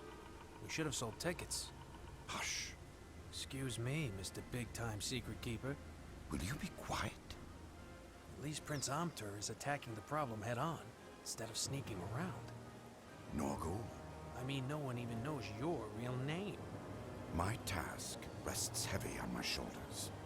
I do not engage in such frippery. Shh. Keep it down. He's talking. Soldiers of Vabby, we face our ultimate foe. There has not been a battle like this since Tarai Asa himself defeated Palawa Joko at the Battle of Jahai. We are few and our enemies are many. This is our greatest battle, and it may be our last.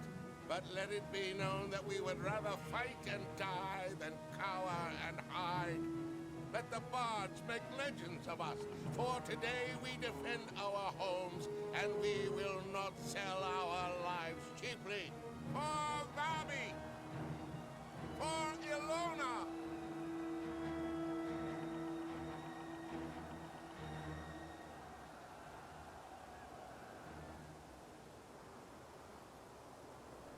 You know, I'm always quick to criticize Guild Wars 2 for its stories and blah blah blah. Let's criticize Nightfall here. As good as Nightfall is, right? That was pretty fucking dumb. They have this big epic speech, blah blah blah. Now maybe you can just be like, oh look, he's just a good leader. Of course he's going to compare it to the greatest battle in their history with Chirai and Palawa, blah blah blah. Even if it's not, whatever. My criticism isn't really with that. what we just had was a pretty standard format of we did a mission, and then we had a couple of quests, and then we go to another mission. Fair enough, right? But here's what gets me. Those couple of quests, they threw an attack out at the Chantry of Secrets out of nowhere. They had very little preamble, and so obviously very little payoff as well when we ended it. And then they've been forced to do it again with the Zago Bastion. They wanted to introduce us to Noru, whatever, that's fine. But I really think that they could have got rid of that random attack on the Chantry of Secrets and instead spent those two quests actually building up the attack on the real place, Zago Bastion, so that this speech actually feels like it has some weight behind it and it's actually been paced into rather than slapped on the table.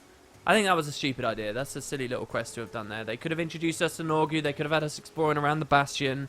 They could have had us learning about the Bastion's weaknesses and uncovering a plot to attack it with more time than none. But hey. That's too bad. Seems like basic thing to get right. Audio mixing, I guess it isn't.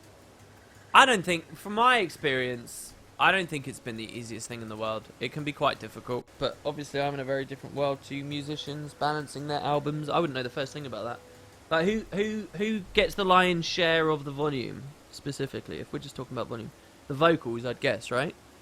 But, like, I wouldn't know how to... the one thing I do know is each instrument needs its own space in terms of frequencies. You need to allow the bass to shine in the bass frequencies. You need to allow the lead guitar to not be overlapping and competing with the lead vocals too much, right? Unless that we're in a solo or something like that. I know that I've read that countless times. Everything needs its own designated area on the spectrum, so that when it all comes together, everything sounds clear if the listener chooses to focus on whatever, which is cool. That doesn't really apply to me, I don't believe. But when I'm talking about having background music and you cut high-end frequencies from it to mute it out a little bit but preserve volume, that's actually what I'm talking about. It allows the commentator to have their vocals shine, and you can actually have the background music be a little bit louder because it's generally hitting frequencies that the commentator won't be covering.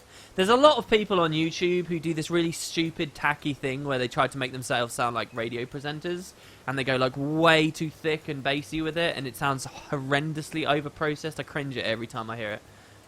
You see a lot of that. I fell into the trap of trying to do that for myself as well, but at some point you just have to understand what your voice is capable of and using the technology to accentuate what your voice is capable of rather than force it into something it's not. And it's so obvious when you're listening to someone who clearly doesn't have what they're trying to do with their audio, and people do it all the time on YouTube. That I always shudder at that.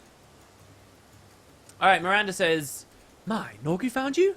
That is cute. He can't fight half as well as he can act. But when the candles go out, never mind. Woo! They will start their initial assault very soon. Amta seems to believe this is merely a distraction, while others feel it is an all-out assault. Either way, it is one we cannot ignore. This may help.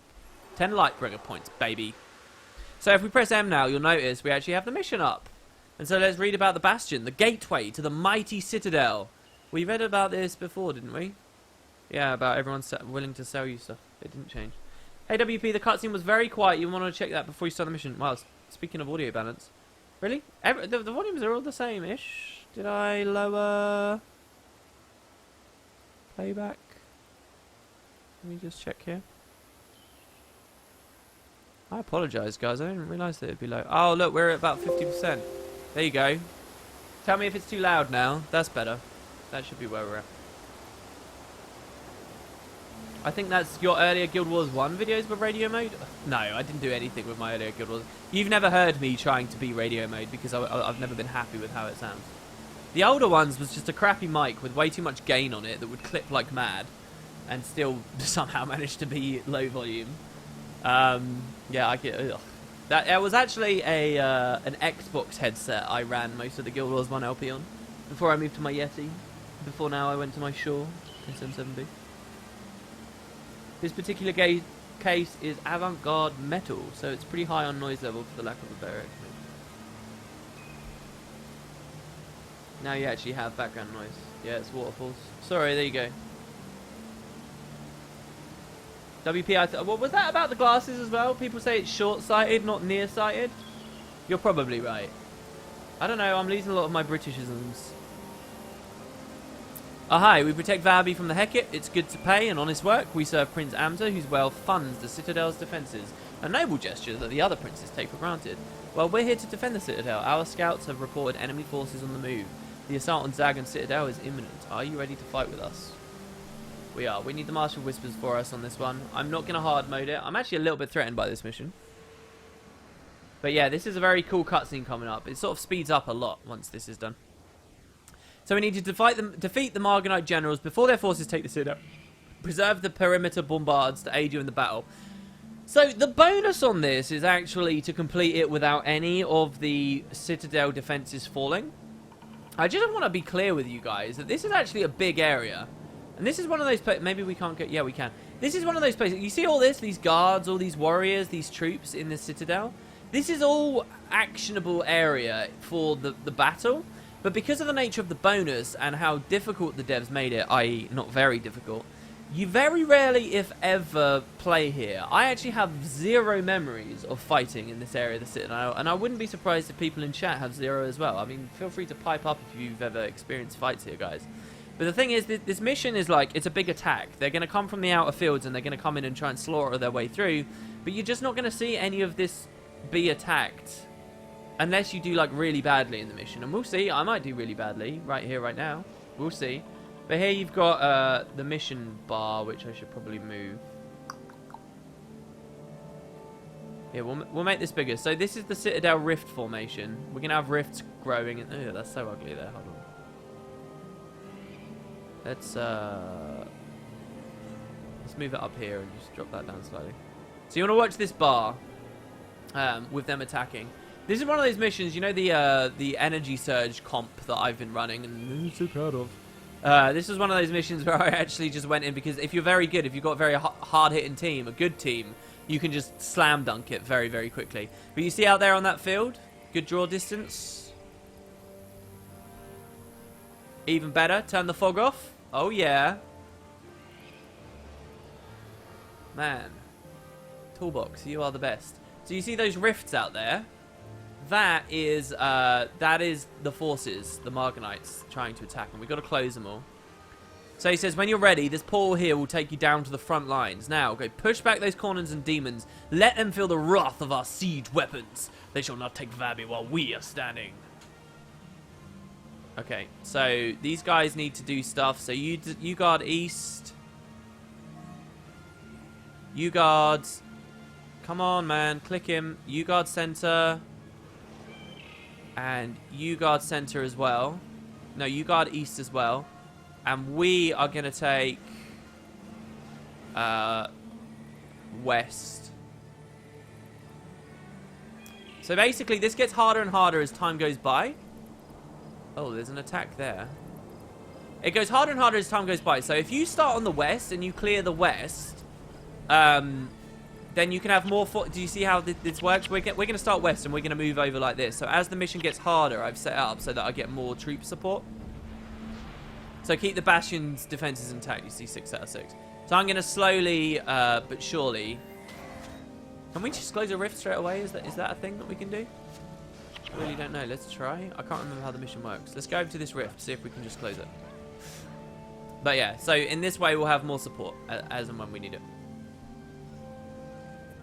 Congratulations, welcome, welcome. It's good to have you with us. Yeah, you can't just close the rift. I think we have to fight for an arbitrary amount of time because you saw that didn't go down.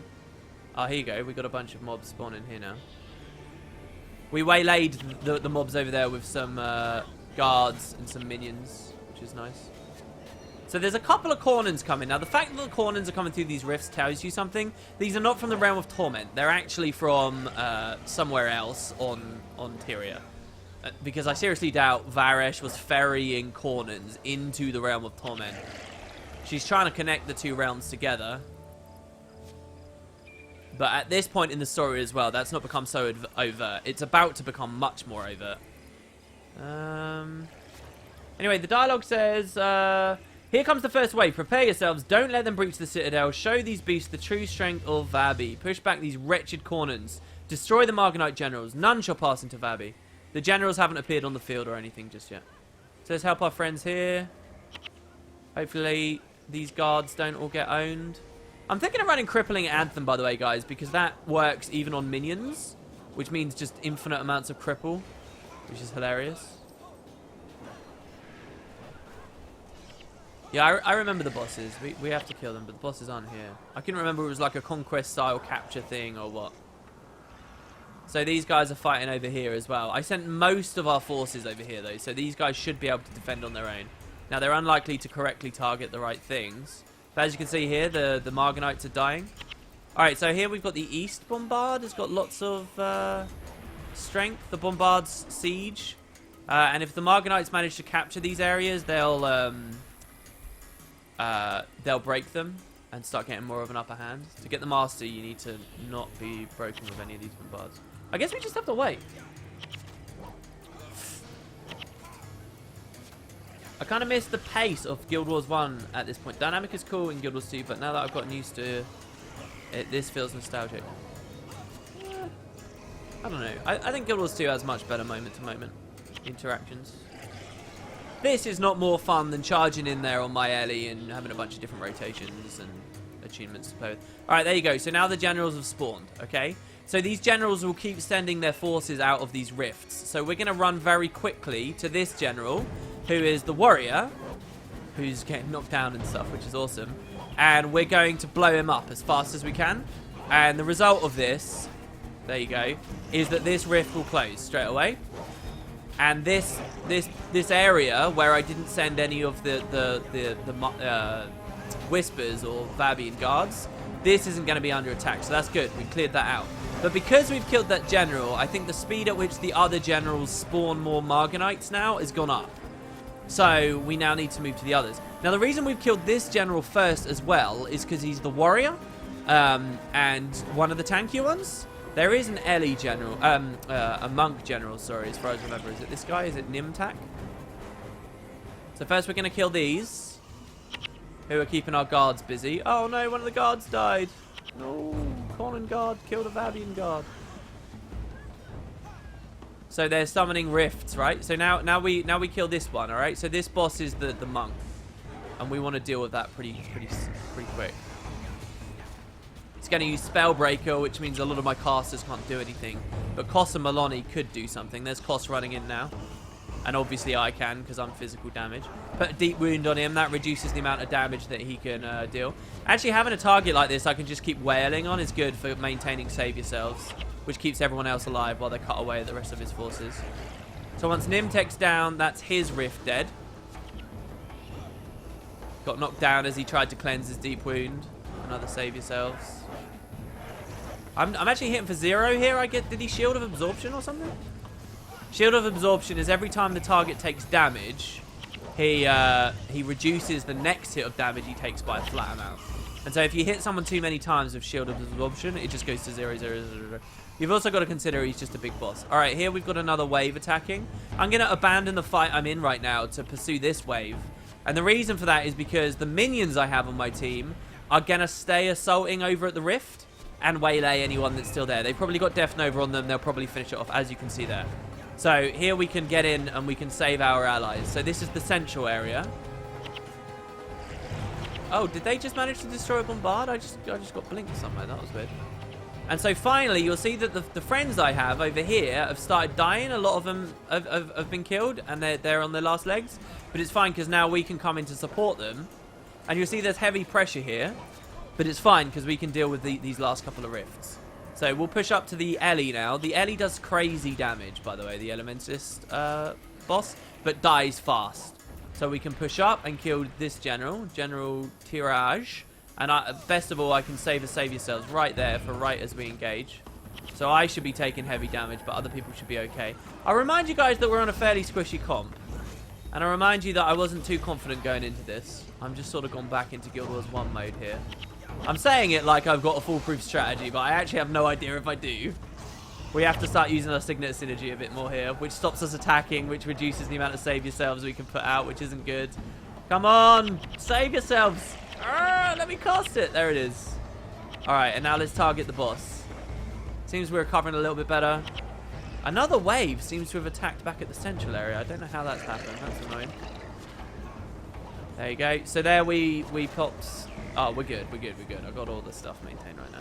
Look at how slow we're attacking. What is this? That's not Oh, we've got infuriating heat on us, which increases our adrenaline as well, I think.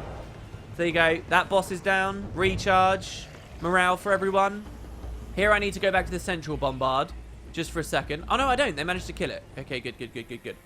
All right, so now we've basically got the upper hand, I would say. We have our minions finishing off that wave over there. If the wave even pushes away, they've got a bunch of proper guards to deal with at some point too. And this is the final guy who's kind of tanky, I guess. Oh my god, what's going on there? Who's kind of tanky, but we're okay because he's the last.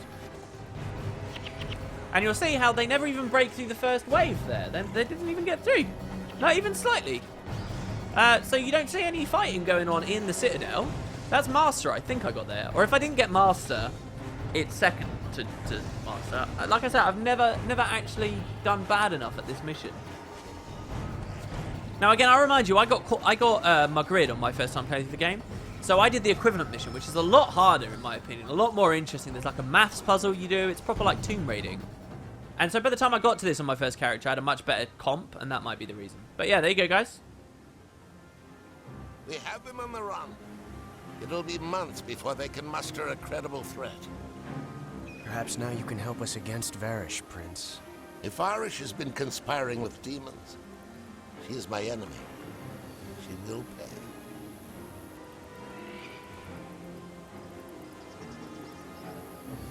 See what I mean? Straight up kind of guy. No secrets at all. Jura. Pardon? Jura. He asked my real name. It is Jura. I feel I can trust you with it. Jura. Nice name. See? Was that so hard? What the?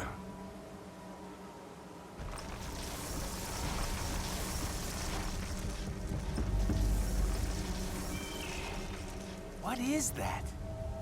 It is a demonic manifestation.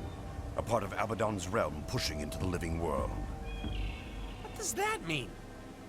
It means we are too late. Nightfall has come to Alona. Master's reward, baby. Yeah, I don't know. Neither the reveal of real Darkwater as the Master of Whispers, nor the reveal of him as Jura were very good, let's be honest. Looking back, I can say that pretty safely. That wasn't too good. But yeah, Nightfall has arrived. So Torment Claws started appearing in Vabby. I still think the way that they creep the power in on Nightfall is incredible. Someone said TIL, that's what Shield of Absorption does. Yeah, dude, I actually know what you're saying with that. So let's have a look. I'll show you. Okay, it was a protection prez. I never understood it either. Okay, so it says for 3 seconds, damage received by target ally is reduced by 5 each time that ally is hit. So it totally suggests that it's just -5 to all incoming sources and that's it. And it's not even that good. But what it doesn't really show you is that it's stacking. It's -5, then it's -10 if you get hit again. Then it's -15, then -20, then and so on and so on and so on and so on and so on. Until you have to refresh it. Then the tick goes back. So it's actually a way better skill than it looks on paper. I learned about this because of 600 health monking. So the idea of that is you'd combine this skill, okay, with this. So protective, you have 600 max health, okay, and here's the way this tank worked. You'd cast Protective Spirit on yourself. Now this is an enchantment that you can just basically permanently have. Let's not worry about the energy management or the cooldowns or any of that right here. Let's just talk about the other thing. So you'd have Protective Spirit on you, and what this means is you can never take more than 10% damage in a single hit. So with 600 health, that means the most anyone will ever hit you for is 60 because of this enchantment, okay? So you'd have that on you forever. 60 is the most you can take. And then what you do is you'd combo with Shield of Absorption. So it was 60, now it's 55. Then you get hit again, it's 50. 45, 40, 35, 30, 25, 20, 15, 10, 10, 5, 0. 0, 0, 0, 0, 0, forever. As long as you have these two on you. So, but then what's really cool, the really cool thing about 600 monking is, you can see how quickly then, you could be getting hit by 100 pulses of damage a second, but you won't die to it, because you'll take like 60 plus 55 plus 50 plus 45, whatever that ends up being, which is not the full 600 health, by the way. You end up on like 100 health left, but then you're taking infinite zeros for as long as those 2 enchantments are up. And then what you do is you cast this on yourself called Spirit Bond. So this is, for 8 seconds, whenever an ally takes more than 50 damage, they get healed for a huge amount of health. That only says 30 there, but that's because I don't have high protection plans. The protection press. They're all the same attribute line. And that's amazing. Because you might think, well, WP, why is that cool? That doesn't sound very good. It doesn't sound like it has much synergy. But when it says, if that target takes more than 50 damage, it means before anything else. So it will see if you're going to take more than 50 damage before Protective Spirit and before Shield of Absorption. So all of this put together is this, right? You run into a horde of enemies with Protective Spirit and Shield of Absorption up. They all attack you, billions of hits. Doesn't matter how much damage they try and do. You chunk your health down, and then you have a little bit of health left, but you're taking 0, and then you just cast Spirit Bond on yourself. And Spirit Bond sees you as taking hundreds of damage, and it's like, okay, I'll heal you, and then it heals you back up to 600 instantly. Boom, 600 health. You're back. And then you cast Shield of Absorption again, and then you start taking damage because the tick gets reset. You go vroom, instantly back down to like 100. And then you're taking zeros again. And then you just Spirit Bond. And you'll see Spirit Bond's on a 2-second cooldown. And Shield of Absorption is on a 10-second cooldown. And so for as long as you just go Shield of Absorption, Spirit Bond, Shield of Absorption, Spirit Bond, Shield of Absorption, Spirit Bond, you would be able to tank.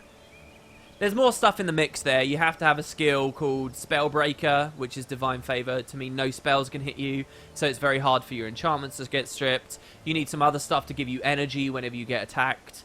But in that way, you're basically an invincible tank. That's 600 tanking.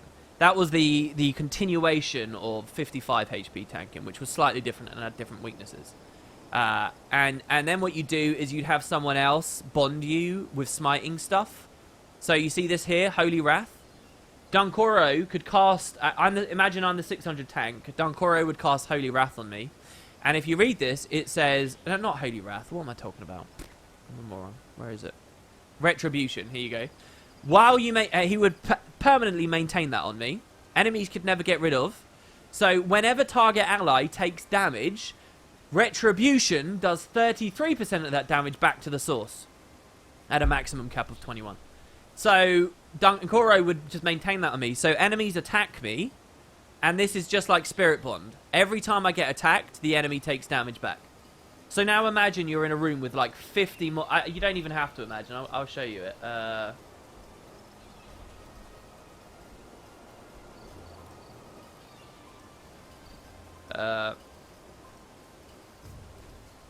It was some of the most fun gameplay I've ever experienced in this franchise. Ever.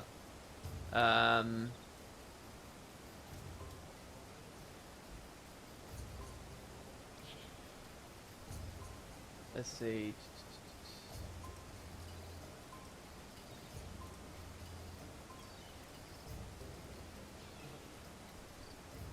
I will find it. Hold on, guys. Hold on. I know I'm being a little bit boring. And you do other stuff as well, where whenever they get attacked, they lose energy. And then you'd have someone cast a spirit called Famine, which means when you're on 0 energy, you also take damage. And then you'd run another thing called Edge of Extinction, which means when an enemy dies, they explode damage to all enemies around them as well. You'd have a Bonder, you'd have a Spirit, and then you'd have the... then you'd have the tank. It was so awesome. I can only find a video of somebody doing it with the Fury, which is really lame. The Smite's perspective is so fun. Man. Oh, I can't show you guys. I can't find a video. I think I've done it before on the streams. It's basically just an explosion of numbers, though. An explosion of damage. It's so cool. It's awesome. Alright, let's push this on just a little bit here. It was so fun. Unlike anything you've ever seen in Guild Wars 2. Ever. It's amazing. Because there's no cap to the amount of targets you can hit at once with that stuff. Smiting was the most fun thing in the world. By the way, I used to do it on Mesmer. And I used to do it... Oh, we don't have a Mesmer that I can show up. But I used to do it on Mesmer with a skill called Signet of Inspiration. Which meant I could have 17, 17, 17. on all of my, because I'd use some cons as well, on all of my bonds and stuff. So you'd be doing the absolute max damage. I've mastered the knowledge from every school of thought, but the mysterious nature of women still eludes me.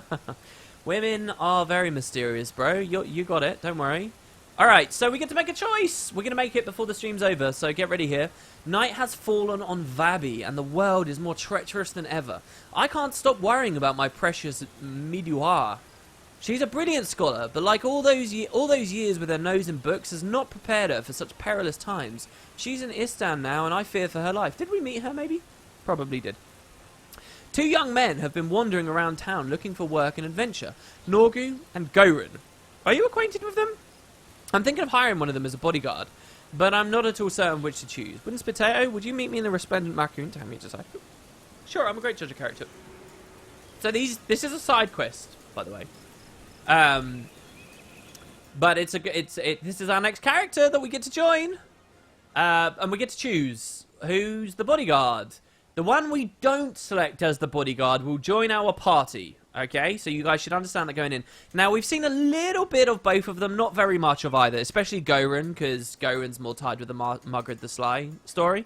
But so Goran is big stupid man with a cool side quest. My recommendation is Goran, or you can go with Noru. They're both comic relief characters in their own right. I love them both. They're both very cool. Noru, I think, is probably the funniest character, back when I used to play at least, that Guild Wars 1 did.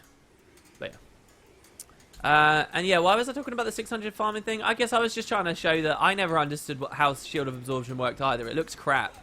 But when I started farming, I learned of the mistake of my ways, and that's what it is, yeah. Yeah, you get Jura Ascended Trinkets in the Silver Waste. They are a reference to this guy, yeah. Who was a necromancer, so you kind of got the Condi approach in there. Yeah, it is a bit weird how the Torment Claws spawn, I agree. It is weird. Wait, you did lots of 600 farming and you still didn't know how Shield of Absorption works? That's pretty bad. It's pretty important you understand how that mechanism works. Like, because it looks weird if you don't understand, because you can't... Imagine yourself tanking hundreds of mobs. They're all attacking you, all constantly. You cast Shield of Absorption, and all it seems to do is make you take damage. Because suddenly your health drops, but that's because you reset the tick, and you have to do that, because otherwise the enchant will drop and you'll die. There were some other farms. 55 didn't use Shield of Absorption, no. It was more based on regeneration. And, like, Shield of Judgment is another thing that sometimes you'd see people do. But here, you got Goran. Wait, what? Oh, hey, you need protection? Want me to hit something, need a back rub? Whatever you want, boss. Prince Bokka said I was the best bodyguard to ever work for him. But I think he just said that because he wasn't dead. I mean, I guess that's good, right? Okay, and on the other side, over here, we have Noru. I am Noru of the Listen Fools, the most famous acting troupe in all of Vabby. We perform a variety of styles, acting, poetry, singing, that sort of thing. Have you seen the delightful buffet? The guards will have to pry me from the table with a war axe, or they'll get that lug Goran to do it for them. The man's the size of a beast. I'll be on my way. Alright, who's the better bodyguard? Zerai says, I've mastered knowledge from every school of thought, but the mysterious nature of women still eludes me. Alright, here we go. Goran has a natural strength and size, but he is a bit on the slow side. Noru is certainly entertaining and quick on his feet to boot, but that may all be an act. I think they're both fairly trustworthy. What do you think? Who should I send to Istan to protect my beloved? Alright, again, the one we don't choose is going to join us. So you guys get to make this decision. What do we say? Do we say that Goran's strength makes him the clear choice? That she can do the thinking for him? Or do we say that Noru will be great entertainment and has a knack for getting out of trouble? You guys are going to be able to vote on this on Straw Poll. So the decision comes down to, do we want another warrior like Kos? And a hammer guy at that. Oh, God. I went to a weird website there. Or do we want an incredibly overpowered Mesmer? But Goran has a very cool side quest involving a salt spray dragon that is very similar to Kunavang. And also will take us to the hidden city we've missed. While Noru's quest, I think, takes us to see another theatre play. And you might enjoy the theatre play. So, who do you want? Do you want another warrior? Do you want a Mesmer? That's about it, I think. And you guys get to vote on this character's build and who they replace, and then that will probably be the end of the stream after we've done all of that. That's quite a lot of stuff. Alright, so. Okay, I want to be clear. The straw poll is who is the bodyguard. The straw poll is the same as the quest. So if you select Goran in the straw poll, that means you're choosing Noru to join us. If you choose Noru in the straw poll, that means you are choosing for Goran to join us. Okay? You are choosing in the straw poll who is the bodyguard. We will be getting the other one. Just to try and be as clear as possible about this. The straw poll is the same as what you're seeing in game. Who will be the bodyguard? There you go. So, what are people saying here? Let me go back to chat. Go and smash. Is the stream freezing up? I don't think it's freezing up. Not for me. Spirit Bond Farmer in PVX Wiki doesn't require hero and is recommended 600. The idea of 600 HP is the perfect balance of health for not dying or getting too low with Shield of Absorption and getting your health back with Spirit Bond. The other thing you do with your armor on that is wear minimum armor requirement armor so that every hit registers as triggering Spirit Bond too. Noru would be more useful. Vitir farming was your favourite. Vitir farming was cool with kegs, keg farming. And then they nerfed it.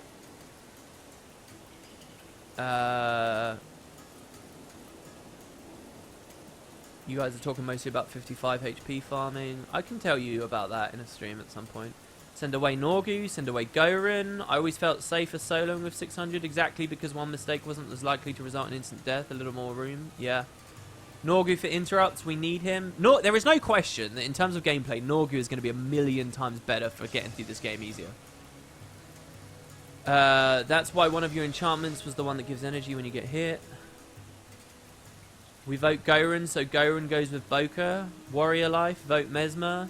Or if we never do the side quest. I want that quest, but I love Noru. It's true, yeah. You're basically picking a crappy hero and a good quest, or a crappy, or a good.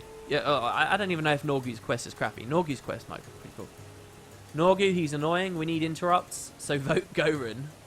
Yeah, because that would mean we get Noru. Are you doing this for story? How are Rangers? Rangers are alright. Am I playing for story or OPness? It's up to you. Every decision has been based on Twitch, so up to you guys. Mostly Twitch has voted for the stuff that makes it harder on me. Mostly. That's why we don't have any real healer.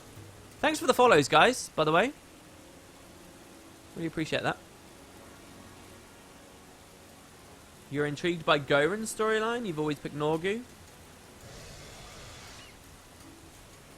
What would I estimate the population of Guild Wars 1 is? Probably around less than 5,000 active, I think, probably. If I'm optimistic, I'd say 5 to 10,000. I'd probably say less than 5,000 people. Truly active, though. Only ArenaNet can know that. I'd love to know how close my estimate is. Haha, why should it become easier for you? Seems like you'll get another hammer hero. Oh, is it 50-50? Is the poll really edging out 50-50? Let's see the results. I haven't voted in this, by the way. Oh my god, it is! 52% to 48. Noru is slightly ahead right now. Oh, 51 to 49. Alright, I'll leave that poll up then, so that people can maybe edge it out a bit closer. This is a close poll, guys. If you're just listening to the stream, maybe alt tab in, check out the straw poll. I just posted it again. So, I mean, if we ran Noru, we would get the OP stuff that I've been showing off. Noru's quest would take us back to the theatre, I'm pretty sure. If we get Goran, I don't even know. Can we go to the Hidden City? Is it not locked off to us because we never did that story? It's kind of weird because you sort of feel like they should force Noru on you because you did this side of the story. Why aren't they dropping the prices in the Guild Wars 1 store? What benefit does that do then? A sale on Guild Wars 1 is only going to be a minor population spike for a short period of time. And sales on Guild Wars 1 set the precedent that there will be continued sales. And more people will be waiting for sales than just buying the game. If they do sales, they shackle themselves to sales. I think. I don't think there's any point in sailing Guild Wars 1. If someone wants to play Guild Wars 1, buy Guild Wars 1 and play Guild Wars 1. Done. Don't give it to people. It's setting up a precedent that people can just wait it out and eventually get it cheap isn't a good idea. Because they'll be waiting for far too long.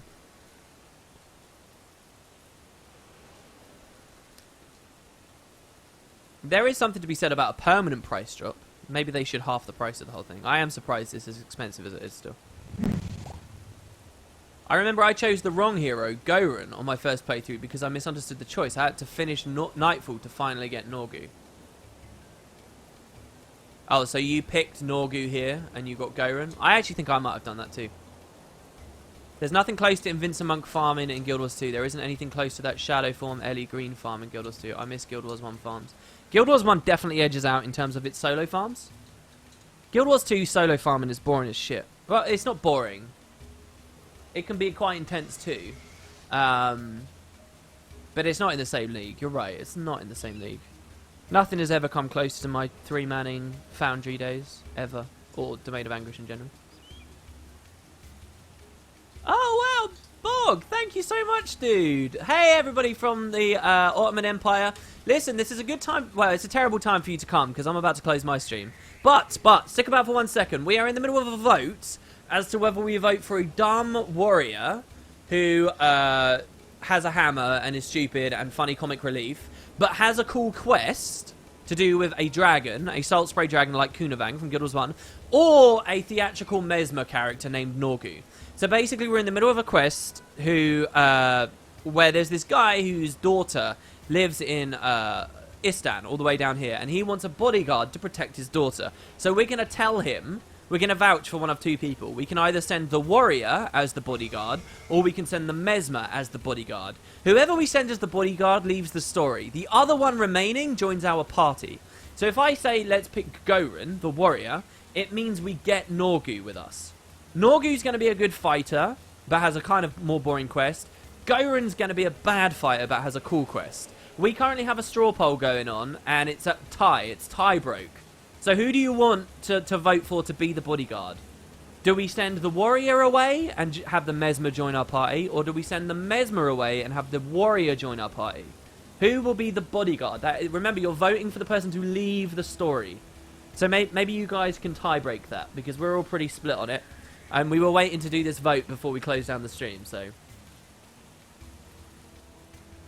Screw the code of honor about Twitch hosting. I've got other stuff to do. But be the tiebreaker. It's there in chat.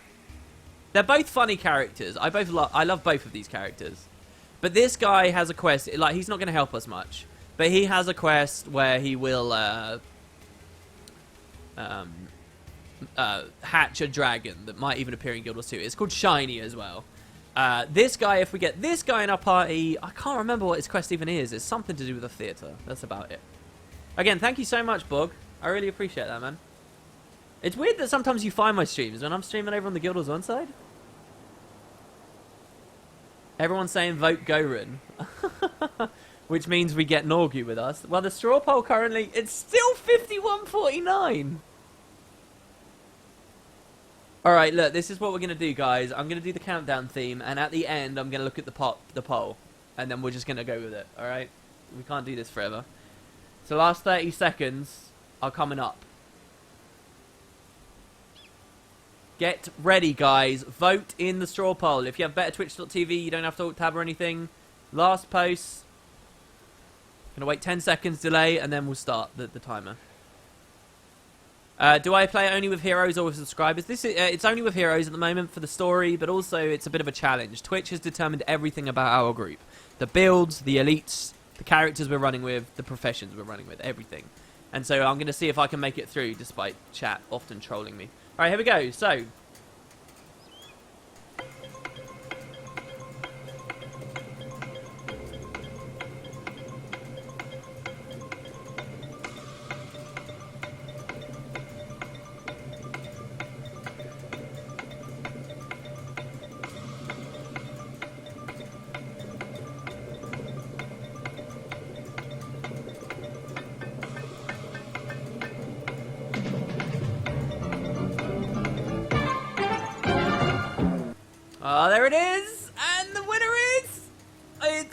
Norgu. Norgu. Wait. No, it's Goran. It's Goran. Goran won by a single vote. Goran is the winner. Oh my god, it just swapped to Norgu before my very eyes. Look, I'm sorry guys, it was Goran. I saw when I looked originally it was Goran. What can I say? That means we don't get the shiny quest. Copyright claim on the countdown music. It was Goran. When I looked, I know it might be different right now, but when I looked, Goran was the win. So we have to send Goran away, which means we don't get his quest, but we do get Norgu. So we get a good character at least. Yay, send the boring warrior away. I would have done the quest, yeah, absolutely. Alright, Goran, strength makes him the clear choice. Midoara can do the thinking for him. Excellent. Goran it is then. I'm sure Midoara will find his strength to be a great comfort. I do feel a bit bad about not hiring Norgu though, especially since he's he's had such a bad string of plays recently. I know. Why don't you talk to him? Perhaps some time following a real hero will inspire him to write some masterpiece. Okay, sure. It wasn't rigged, guys. Come on, let him have one good hero. That would be nice. One good hero. Hi, I'm just about to leave for a few scheduled performances. The world may be in chaos, but that doesn't mean we entertainers can rest. Talk to me again when you're ready to leave. Alright. Dude, come on, get in the party. You may be a moron, but you're a good fighter. They say that fortune favors the foolish. And you'll find none more foolish than I. You see, this fight against Varesh, against Abaddon and the Nightfall, will be my opus. With the role of the villain already cast, I shall throw in with your ensemble. But first we must determine if we have chemistry. No spark, no play, you know. So let us go into the breach and perform the Jahwinia in the Vitendi Valley. I'll prompt you when I need you. Alright, bro. Norgu joins our party. The role of a lifetime. Oh god, that's ugly. Do we want to? I'm gonna go down this road here because we haven't got. I'm sure there's an outpost here that we haven't unlocked yet. I'm not sure whether this outpost is the fastest way to go or what, but it hopefully will be. Oh gosh, what was going on there? Lots of overlays. Hey, thanks for the follows, guys. Thank you so much. Presumably you're from Bog's stream. I appreciate that very much. Bog's a better man than I, and he actually hosts after he finishes stuff, and I always forget to host. I always feel bad. Yes, guys, listen. There is this thing called stream delay. So by the time you hear me talk, okay, I've already assessed it. All right, just because by the time I talk, the poll is showing something different. That's like every poll we ever have that comes up.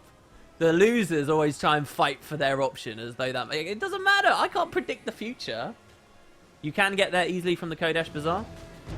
Get ready for Norgu's quest. Yeah, I know, so boring, guys. I'm sorry. But, okay, so there will be another vote as well in just a moment. You get to continue influencing things. So, Norgu's a Mesmer, obviously. As a Mesmer... Oh, my God, Takora's getting hit really hard. As a Mesmer, Norgu could maybe, just saying, just slim chance, be Domination Magic and Wreck Face with epic damage, alright? And fast cooldowns, and he's even got space to give us a lot of shouts and be supportive in some ways. He could be a real bro, or he could be Illusion, and he could be a major anti-melee character that blinds the poo out of everyone, uses stuff like Ineptitude and Wandering Eye, okay? Or you could make him really crap and pick Inspiration. Kind of up to you.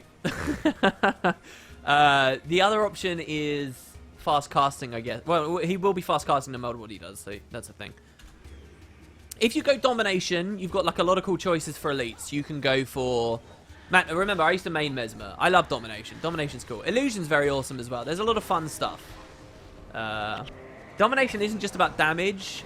We could have him using Visions of Regret, which would be good damage, but we could have him using like Panic, which would be insane interrupts across the board. Oof. Guild Wars 1 Mesmer.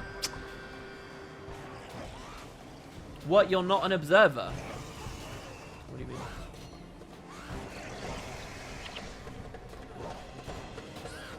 Let's ruin the build at least, Kappa. Look, I'll just host another... If that's it, right?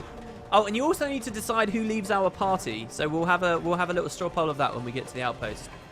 Because Norgu's going to replace one of our existing. So who don't we like?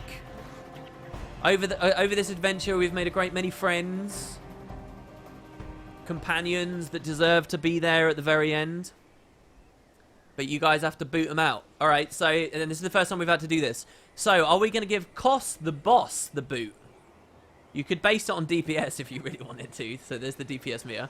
Are we going to boot out Koss the boss with his slash dervish delineation, which we've never used? Are we going to kick it? Who's been there from the start? Are we going to kick out his girlfriend Meloni, who is also from Corner? And that's about all I have to say about her right now. Are we going to kiss out the Master of Whispers? Are we going to, you know, try and make out with him and weird him out and he's going to leave? The Minion Master, who's done a lot for the party in terms of his strength, who we've allied with, who we chose over the Margarid the Sly, leader of the Order of Whispers. Are we going to kick out Acolyte Susuke? Basically just a random dude from the Battle Isles with a lot of bravado. That joined us, that we voted for instead of a ranger way back when. Are we going to vote out Zed Shadowhoof, the oppressed centaur, who was a complete twat to us before, but has been a little bit nicer recently?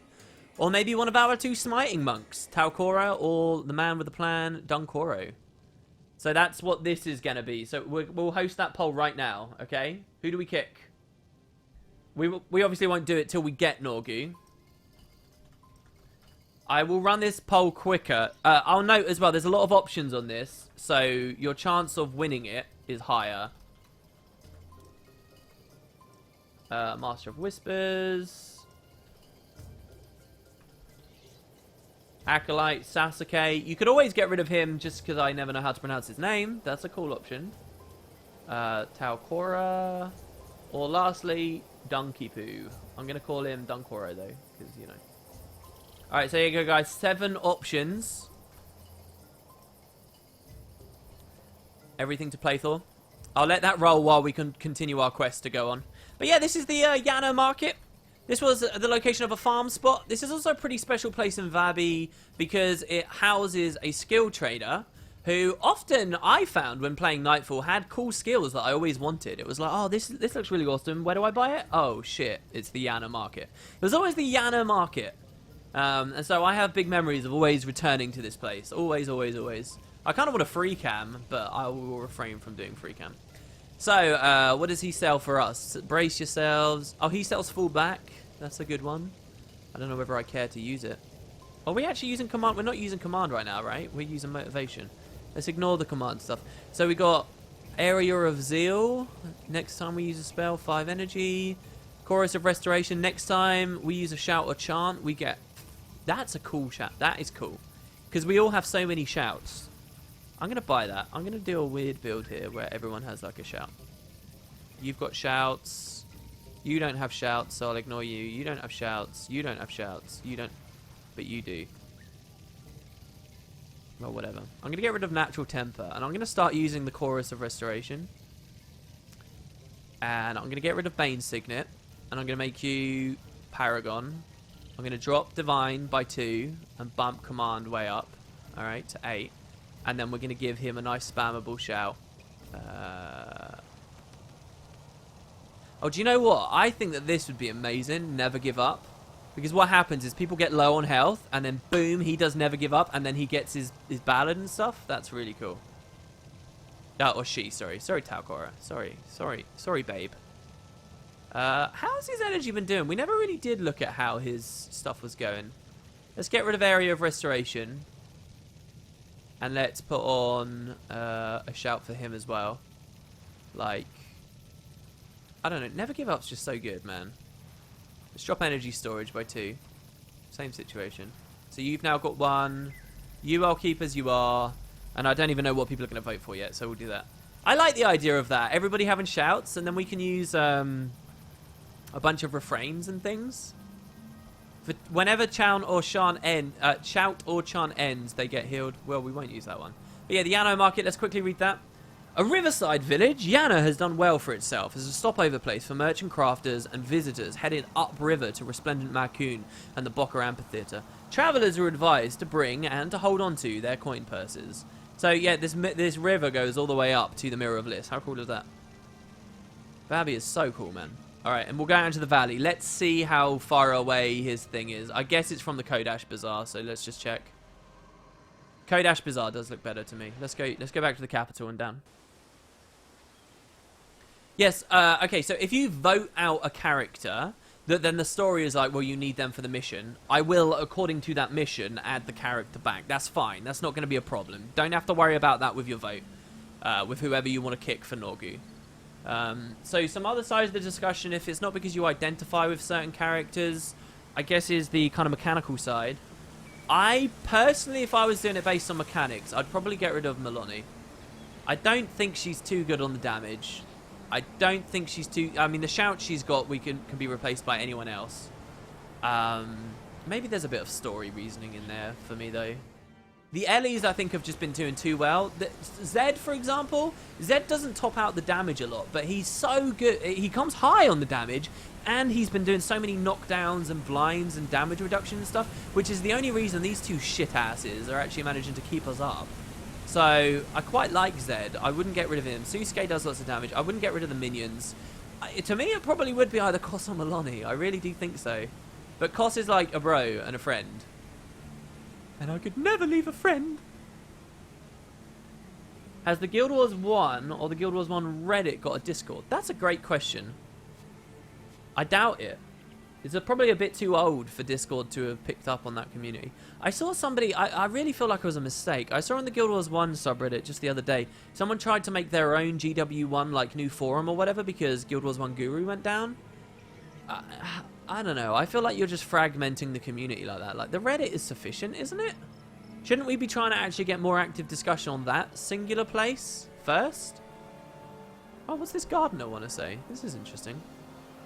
Oh, check it out. Greetings, Lightbringer. I have a message from you from the Seeker of Whispers. He believes you are capable of standing up to Varish and Abaddon's demonic hordes. Seek him out in the Chantry of Secrets. He will help you prepare for the battles to come. It's because we got a certain rank now, we can unlock some skills. It's cool. Like the Sunspringer skills before, remember? Sunbringer. Light. Sun. Oh, Christ. Oh. That's the second time I've done that. I took the job at the Hanging Gardens of Jehan across the river. Today's my first day, but there were all manner of creatures out there that I'd love to use this thigh bone as a toothpick. As you can see, I'm a gardener, not a fighter. Please protect me on my journey. Once I meet up with the workers, I can work my schedule to travel with the others and to and from the job. Blah, blah, blah. I don't really care about doing that. Oh, maybe I do. I didn't realise what was over there. They wanted us to go. I guess the quest thing was a bit odd, was it? Did we meet with... Oh, Oh, no. It's because... Hold on. It's because we changed the active quest. That's what it was. I'm a bit of an idiot. Oh, look at them balling up there. LOS tactics. How's the poll going, guys? Should I post it again? I'm not gonna ruin it for myself and see who you guys want to kick. I would recommend, if you've already voted and you see that you're not winning, maybe try and convince other people in chat. Can you change your vote when it comes to straw poll? Can you flip-flop? I guess probably not, because massive streams would probably experience some struggles with that. Oh, we got a meteor coming from that scribe. Careful, pull him around. I don't want to be in too tight of a situation there. I was talking about the Seeker of Whispers, not the Master of Whispers. Guild Wars 1 wiki is very, very, very good. I would not be where I am today without that wiki. That wiki is incredible. This is only 4 adrenaline, but it feels like it's getting really charging super slowly. I'm really curious how much this heals. Like how often that procs. I mean, it's already procced on me. The thing is, the weird thing about Paragon heals as well is like, you can't control it very well. To be clear, guys, like, at the original release of Guild Wars 1, you had the monk. And then with factions, they did leave space for like a new dedicated healer in their new classes through the Ritualist. And the Ritualist has a place. It still has a place as a healer. It's good. It's strong. They added some interesting new mechanics like the Jesus Christ, the weapon skills. But then when Nightfall came out, it seems like they tried to do the same thing again. When there was the Paragon. The Paragon was the one, but that never picked up ever really. Skills like this, you just can't control them comfortably enough. I don't know. You see some motivation play, but not much. But I like the idea of a shout-based comp, right? Like where we're all just shouting constantly, and I start using lots of refrains and stuff like the chorus. You're not a subscriber, that's why? Wait, why what? Sorry. Choking gas is good against the Corn and Casters. I hate choking gas. But mostly because I never really played Ranger, so my only experiences with it have been against it.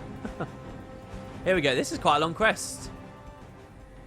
I would have thought we'd be at the next mission by now. But hey, that's fine. Isn't Necro Rip one of the best healers? Absolutely, yeah.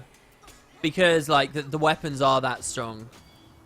Because, some of the ritualist stuff, it's like, okay, have this epic heal on a really low cast, really low cost, blah, blah, blah. But the caveat is you need a spirit in the area.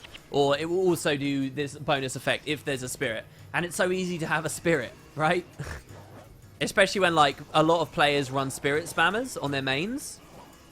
It's so easy to proc their added effects. And weapons you can't strip. And then Necromancer, just OP energy management stuff. We're doing low damage right now. Very low.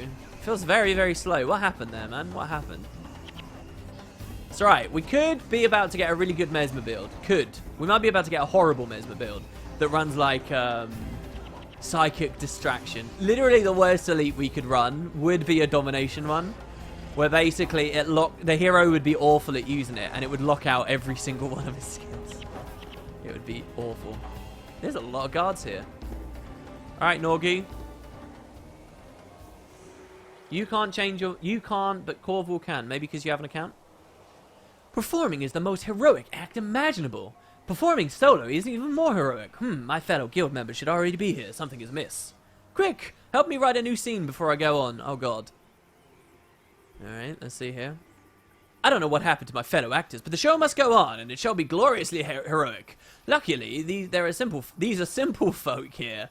All we need is a stalwart hero, a villain of pure evil, and a brave way for the hero to slay the villain. Some creative advice from you real heroes will help me sell it. Who is the hero? Can we fail this? Alright, guys, tell me who the real hero is. Is it me or is it Norgu? Type your response with a 45 in front. The first person to type 45, and then Norgu or Wooden Spitato wins. Who should it be? We'll let Twitch do this one as well.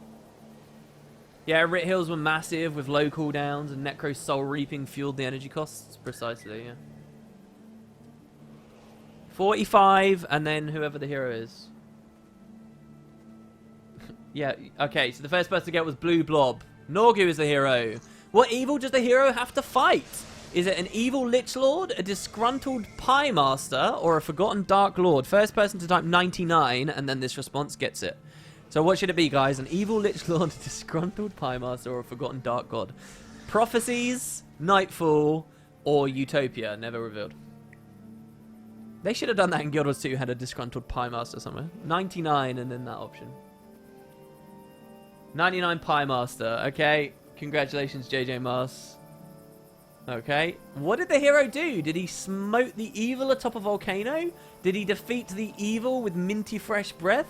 Or did he destroy the evil in an epic struggle that ended with a magnificent death blow? 77. And then whoever picks that. So is it atop a volcano? Prophecies. Is it in an epic struggle that ended with a magnificent death blow? Nightfall? Factions even, perhaps? Or with minty fresh breath? Do you beat a Pie Master with minty fresh breath? What do we go with? 99. Sorry, yeah, 77. Oh god, it's going too fast. Volcano. Smoke the evil atop it. Thanks, with your advice, I'm sure this will be the best performance of my career. Welcome, one and all. I am the famous Norgu. Tonight I shall perform a short but riveting piece. I wrote myself with the help of my most heroic friends here. The brave Norgu, adventuring with many other brave companions, did come upon a great and unthinkable evil of pure evilness. Norgu knew this evil must be destroyed, for it was destroying the countryside. The peasants were sad and almost dead.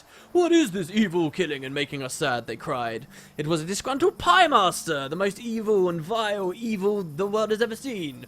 But our heroic hero could not face the evil just yet. First, he had to go on a quest for glory, overcoming many hard obstacles along the way before ultimately returning to the village, which was nearly but not quite destroyed. There, Norgu smote the evil atop a volcano. Oh, how the peasants who had not yet been eaten by the evil rejoiced. They were glad in their heart of hearts that such a hero was in the realm, and that evil was not in the realm anymore.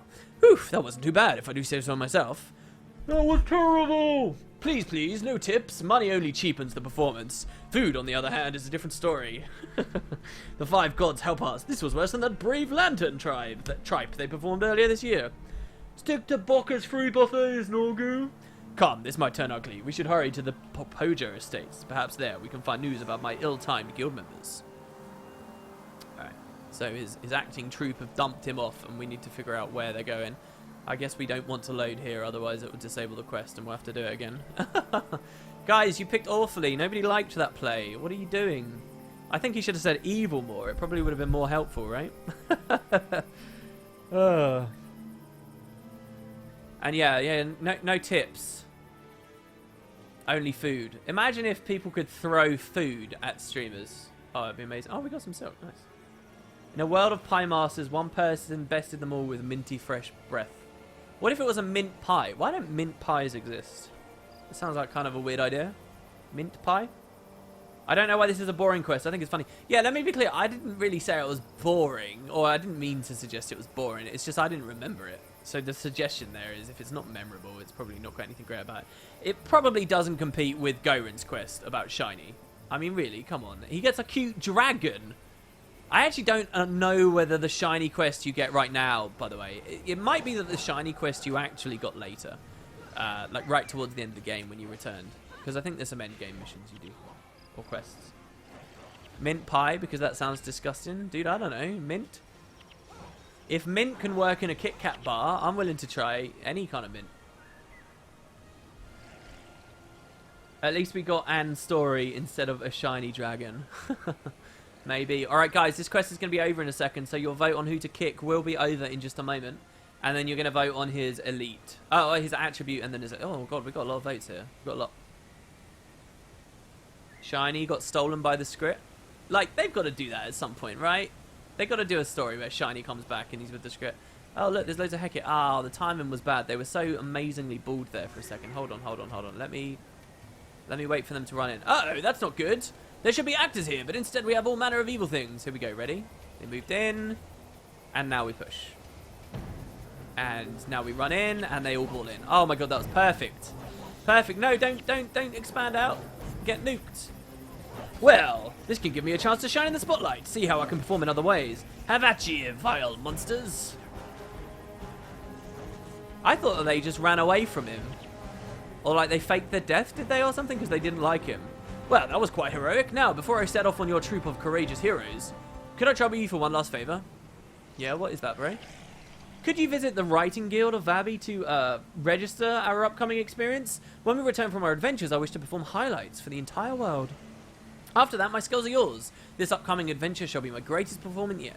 My opus maximus, if you will. Alright, dude, if you say so. Like, his motivation for joining us is so flimsy. Oh, okay, here we go. Kodash Bazaar. WP, does Goren and Noru both unlock as heroes?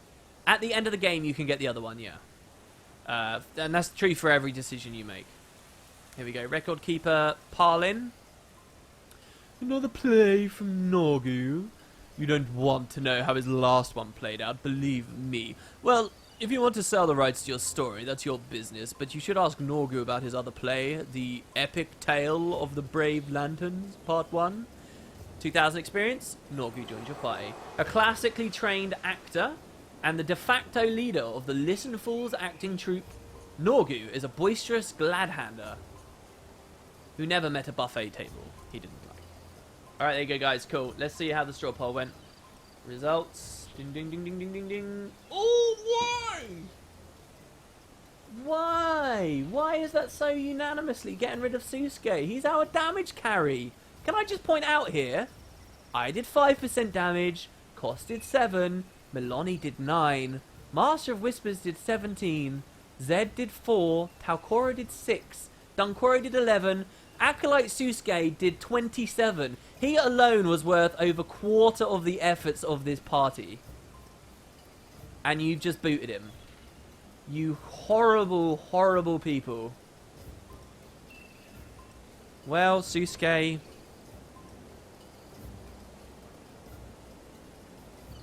And somebody gave him a nice green. It was good knowing you, bro. He's never going to be required for a quest either. You are the weakest link.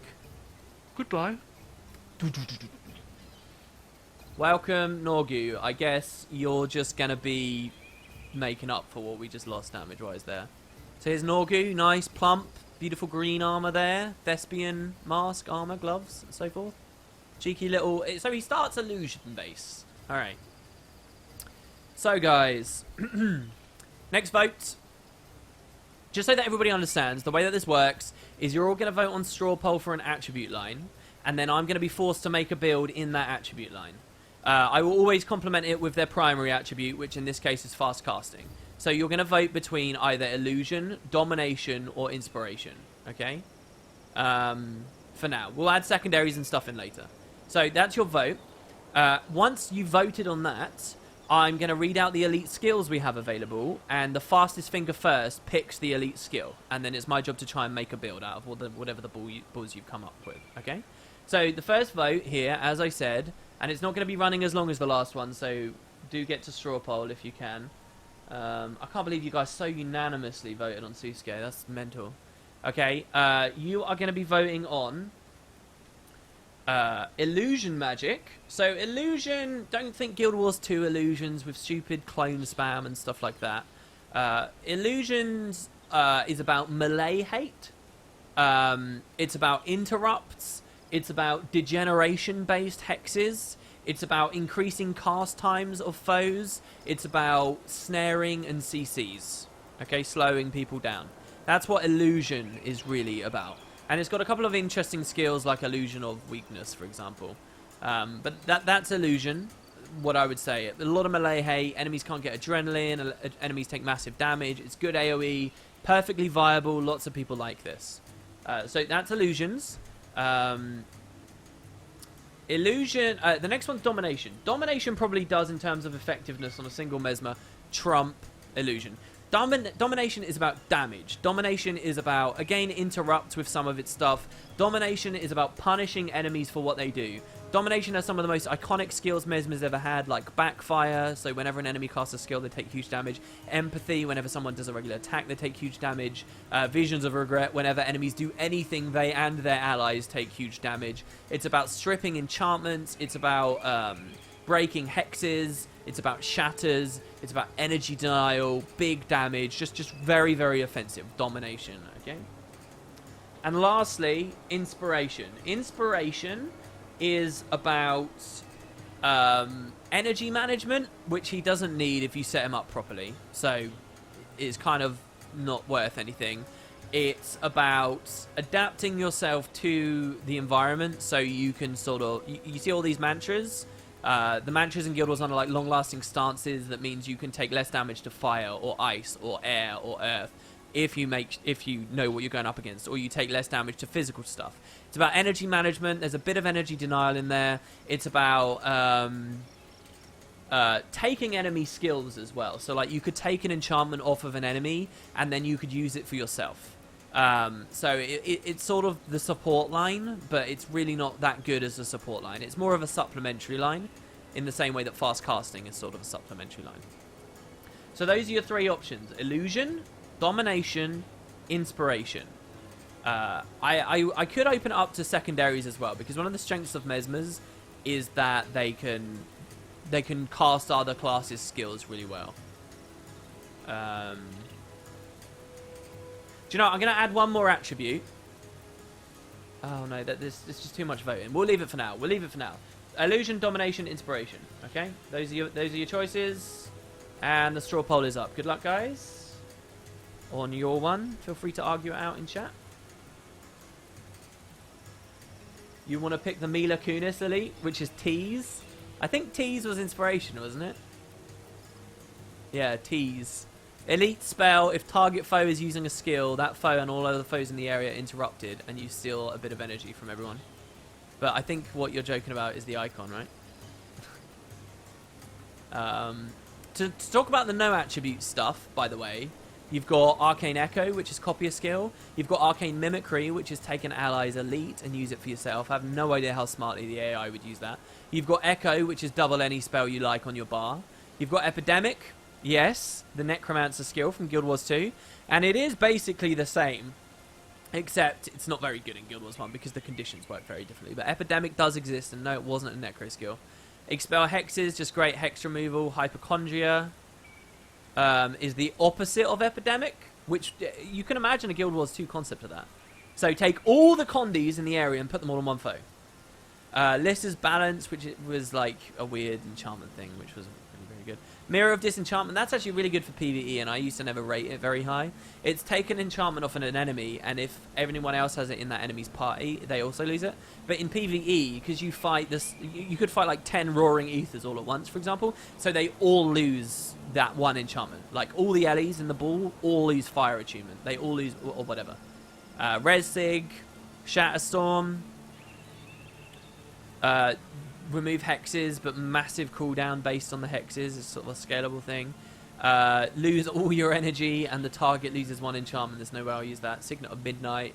You have to move into melee and push yourself out of range, and then you get blinded. Or Web of Disruption, a double interrupt that can combine with shatters. There you go. I'm a little concerned that interest in Season 3 of The Living World will fade by Episode 4. People love to get excited about something new at the start of a new season, but are lost as it just becomes more of the same. What do you think? I do feel like drop-off after Rising Flames was quicker than I expected. Like, I did a lore speculation video just this week on Rising Flames stuff, and I don't think the content of it was that bad, but it didn't get as many clicks as, say, Out of the Shadows did, and I think it's just because the season's sort of waning on, yeah. I don't know. I really going to need a way to figure that out. Alright, guys, we're going to do the countdown clock. Your time to vote is coming to an end in about 33 seconds. Here we go.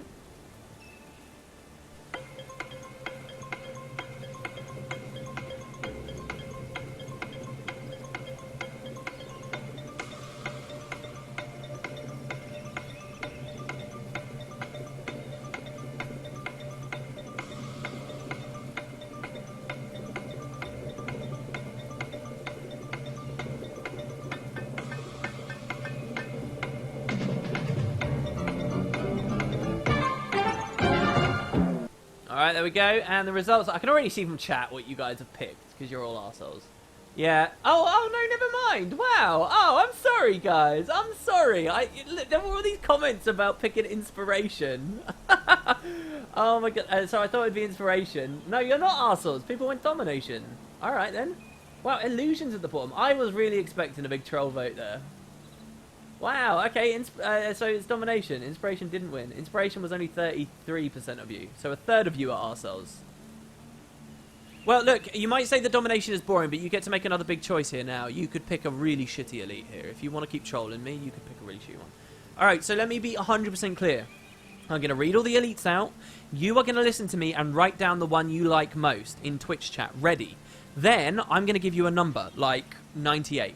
And then you're going to type that number into that same message and hit enter as fast as possible. Fastest finger first wins. One of you gets to decide what this elite is. If you want a better chance, I suggest refreshing the stream, because if you've been here since the start, the stream delay will be too high. And you'll have a better order of it. I think if you lower quality as well, you have less stream delay, and you'll hear me earlier than everyone else, and then you can do it. Alright, so get ready. These are your choices of elites. You have the chance of making this one of the best PvE builds in the game right now, or you have a chance of screwing us over. It's fastest finger first. You have the power. Alright, here we go. So the elites are Enchanter's Conundrum. Now, this is an elite hex that is fairly spammable. 10-second cooldown, and he's going to have really high fast casting, so he'll spam it a lot. On 10 energy, he could be very bad at that. He'll spam it, and I think it will kill his energy. But so he says, this elite says, for 10 seconds, the target will cast enchantments very slowly. And if that target is not under the effects of any enchantments, when it gets applied, that foe and everyone around them will get nuked. Okay, let me just max out Domination so you guys can see the kind of numbers we're dealing with. They'll go a bit higher. But okay, so it's an AoE nuke on foes without enchantments, and also it makes them cast their enchantments really slowly. Basically, very good against monks, but little else. Next, we have Energy Surge. Super low energy cost, very cheap cooldown. AI is amazing with this. Massive AoE nuke of damage and reasonable energy denial in there as well. This is top tier elite for heroes that you see people run all over the place in Guild Wars 2, in Guild Wars 1 these days. Strong stuff. A personal favourite elite of mine. I'm a bit bored of it at the moment. I'm a bit tired of it, honestly. And it's better when you have more Mesmers so that the energy denial becomes more of a component. And we only have one Mesmer. But yeah, Energy Surge. You've seen me do videos on this very recently. Next, we have Hex Eater Vortex. Awful skill, in my opinion. 10 energy, 15-second cooldown. Remove a hex from target ally. If the hex gets removed, then the foes near that ally take damage and lose enchantments. And it sounds alright, but what you're going to find is, like, we're all going to be... Imagine that this is my party here, right? We're all stood back here. Koss is stood all the way over there at Sergeant Bullrob. Now, if one of us gets hexed, and I clear that, Noru clears that with Hex Eater, it doesn't matter that he sort of does AoE damage. The damage is really hard to land. It's just a bit too situational. And it's a high energy... That should be 5 energy for what it is, in my opinion. There's also no guarantee we're going to take a lot of hexes. The damage isn't that good. The enchantment removal isn't that important either. Personally, I'm not hot on that one. Next, we have Panic. Panic is a skill that I used to try and make work for years, and then they completely changed the functionality of and made it OP and crazy. So, this is, again, heroes will be great with this. It's an elite hex. It hexes everyone, AoE, and it's got a good range. And listen, when a foe that is hexed with Panic successfully finishes using a skill, everyone around them gets interrupted. So what this means is if you have a huge ball of enemies and he casts Panic, they all have Panic. And then when any of them use a skill, everyone around them gets interrupted. And what it does is when Panic goes off, you see this awesome little animation of like a double exclamation mark where they're like, oh, and so you just see these huge, and the more enemies there are, the better this is, as you can see, right? You can imagine how that works. And so you just see all these exclamation marks going off everywhere. It's just billions of things are getting interrupted. Very fun skill. Very, it's kind of like the anti-version of another skill we're going to see in a second. Power Block is next. Power Block is a Guild Wars 2 trait. And it functions kind of similar. This is a fun skill I used to run in random arenas. It's pretty crap for PvE, but here we go. If the target is casting a spell, it gets interrupted. And then everything gets disabled of that same attribute for 10 seconds. Problem is high cooldown, high cost. The AI is great, it interrupts, and that's cool. But, like, and I don't know, maybe it's okay in PvE. Maybe this is better than I give it credit for. What you're going to find in PvE is mobs charge you with, like, loads of the same attribute. So, like, fire elementals will all have fire spells. And you will lock them out for 10 seconds. But it's like lock one guy out for 10 seconds, or lock an entire group out almost for 10 seconds on less cooldown. And less situational to land. So, I don't know, man. Power Flux. Another interrupt, I think. Yeah. If they're casting a spell or a chant, it gets interrupted. And for 9 seconds, they have a bit of energy degeneration. This is awful. This is the worst elite we've looked at so far. Energy degeneration does not matter on a single foe. It's awful. Terrible skill. Even bad in PvP. Psychic Distraction. This is the worst. This is bad. This is now the worst. This is, like, awful. Okay, so what you want to pay attention to before I read the description of this is only has a 2-second cooldown. It's only 2 seconds. So the hero can spam the poo out of this. Okay. And it's got a 1/4 second activation, but it costs loads of energy. Here's where it gets awful, though. Okay, listen to the description. All of your other skills are disabled for 8 seconds when you use this. If the target is using a skill, you interrupt it, and it gets disabled for 11 seconds. In addition to that skill's recharge. So, the way the AI will work this is Noru will use it once, disable his entire skill bar. 2 seconds later, he'll see that Psychic Distraction is up again, and he'll use it again, and disable his entire skill bar. And then he'll use it again, and disable his entire skill bar. And then he'll... Basically, you are changing him from a character that has 8 skills into a character that has 1 skill. And all that skill does is a single interrupt. While Panic shits out billions of interrupts. You see the difference here? Top tier. Terrible tier. This is one of the worst things you could put on a hero in the game. Next. Simple Thievery. Elite spell. This is really fun to play as a player. You interrupt someone, and whatever you interrupt, you get. It just becomes on your bar for the next 17 seconds. It's worse than it looks because that skill won't have very high attributes, and so on. I always one of the things I always wish for Guild Wars 1 was that skills like Simple Thievery meant that the skill you stole used domination magic as an attribute instead. It would have exploded open Mesmer Diversity, but that never happened. The most you can do is try and get around it with an illusion magic signet, but you see that's elite as well, so this was always kind of poo. But yeah, Simple Thievery, Noru would use random skills that he very rarely had attributes for. Also pretty bad. And then finally, another top tier elite, Visions of Regret. This is the one that's sort of the opposite of Panic. They're both good in their own ways. So Panic stops whole groups of people doing anything. Visions of Regret makes them take damage, lets them do stuff, but makes them take massive damage as they do it, killing them much faster. So it's a 10-second hex on a whole group, again, very similar to Panic, but this time it's not they get interrupted, it's whenever they use a skill, they take damage, and it does AoE damage. And the damage is even more if they have no other Mesmer hexes on them. So that's it, guys. There you go. Those. Oh, sorry. And then you got fast casting. Oh my god. No. Let's just vote on a domination one. Let's just pick domination. We can change him for a fast casting one at a later date. This one's actually really fun. Keystone Signet, but we'll talk about that later. All right. So there you go. Those are your options. Type it out into chat now. Refresh your streams. Whatever. These are your options. Enchanter's Conundrum, Energy Surge, Hex Eater Vortex, Panic, Power Block, Power Flux, Psychic Distraction, Simple Thievery, or Visions of Regret. Type it out. First, fastest finger first with the code 63 before it. 63 plus the skill. Oh god, here we go. Oh! Too bad trolls are fast typers. Well, we'll see. If we'd chosen inspiration, we could have gone psychic distraction. Okay, 63. Oh my god.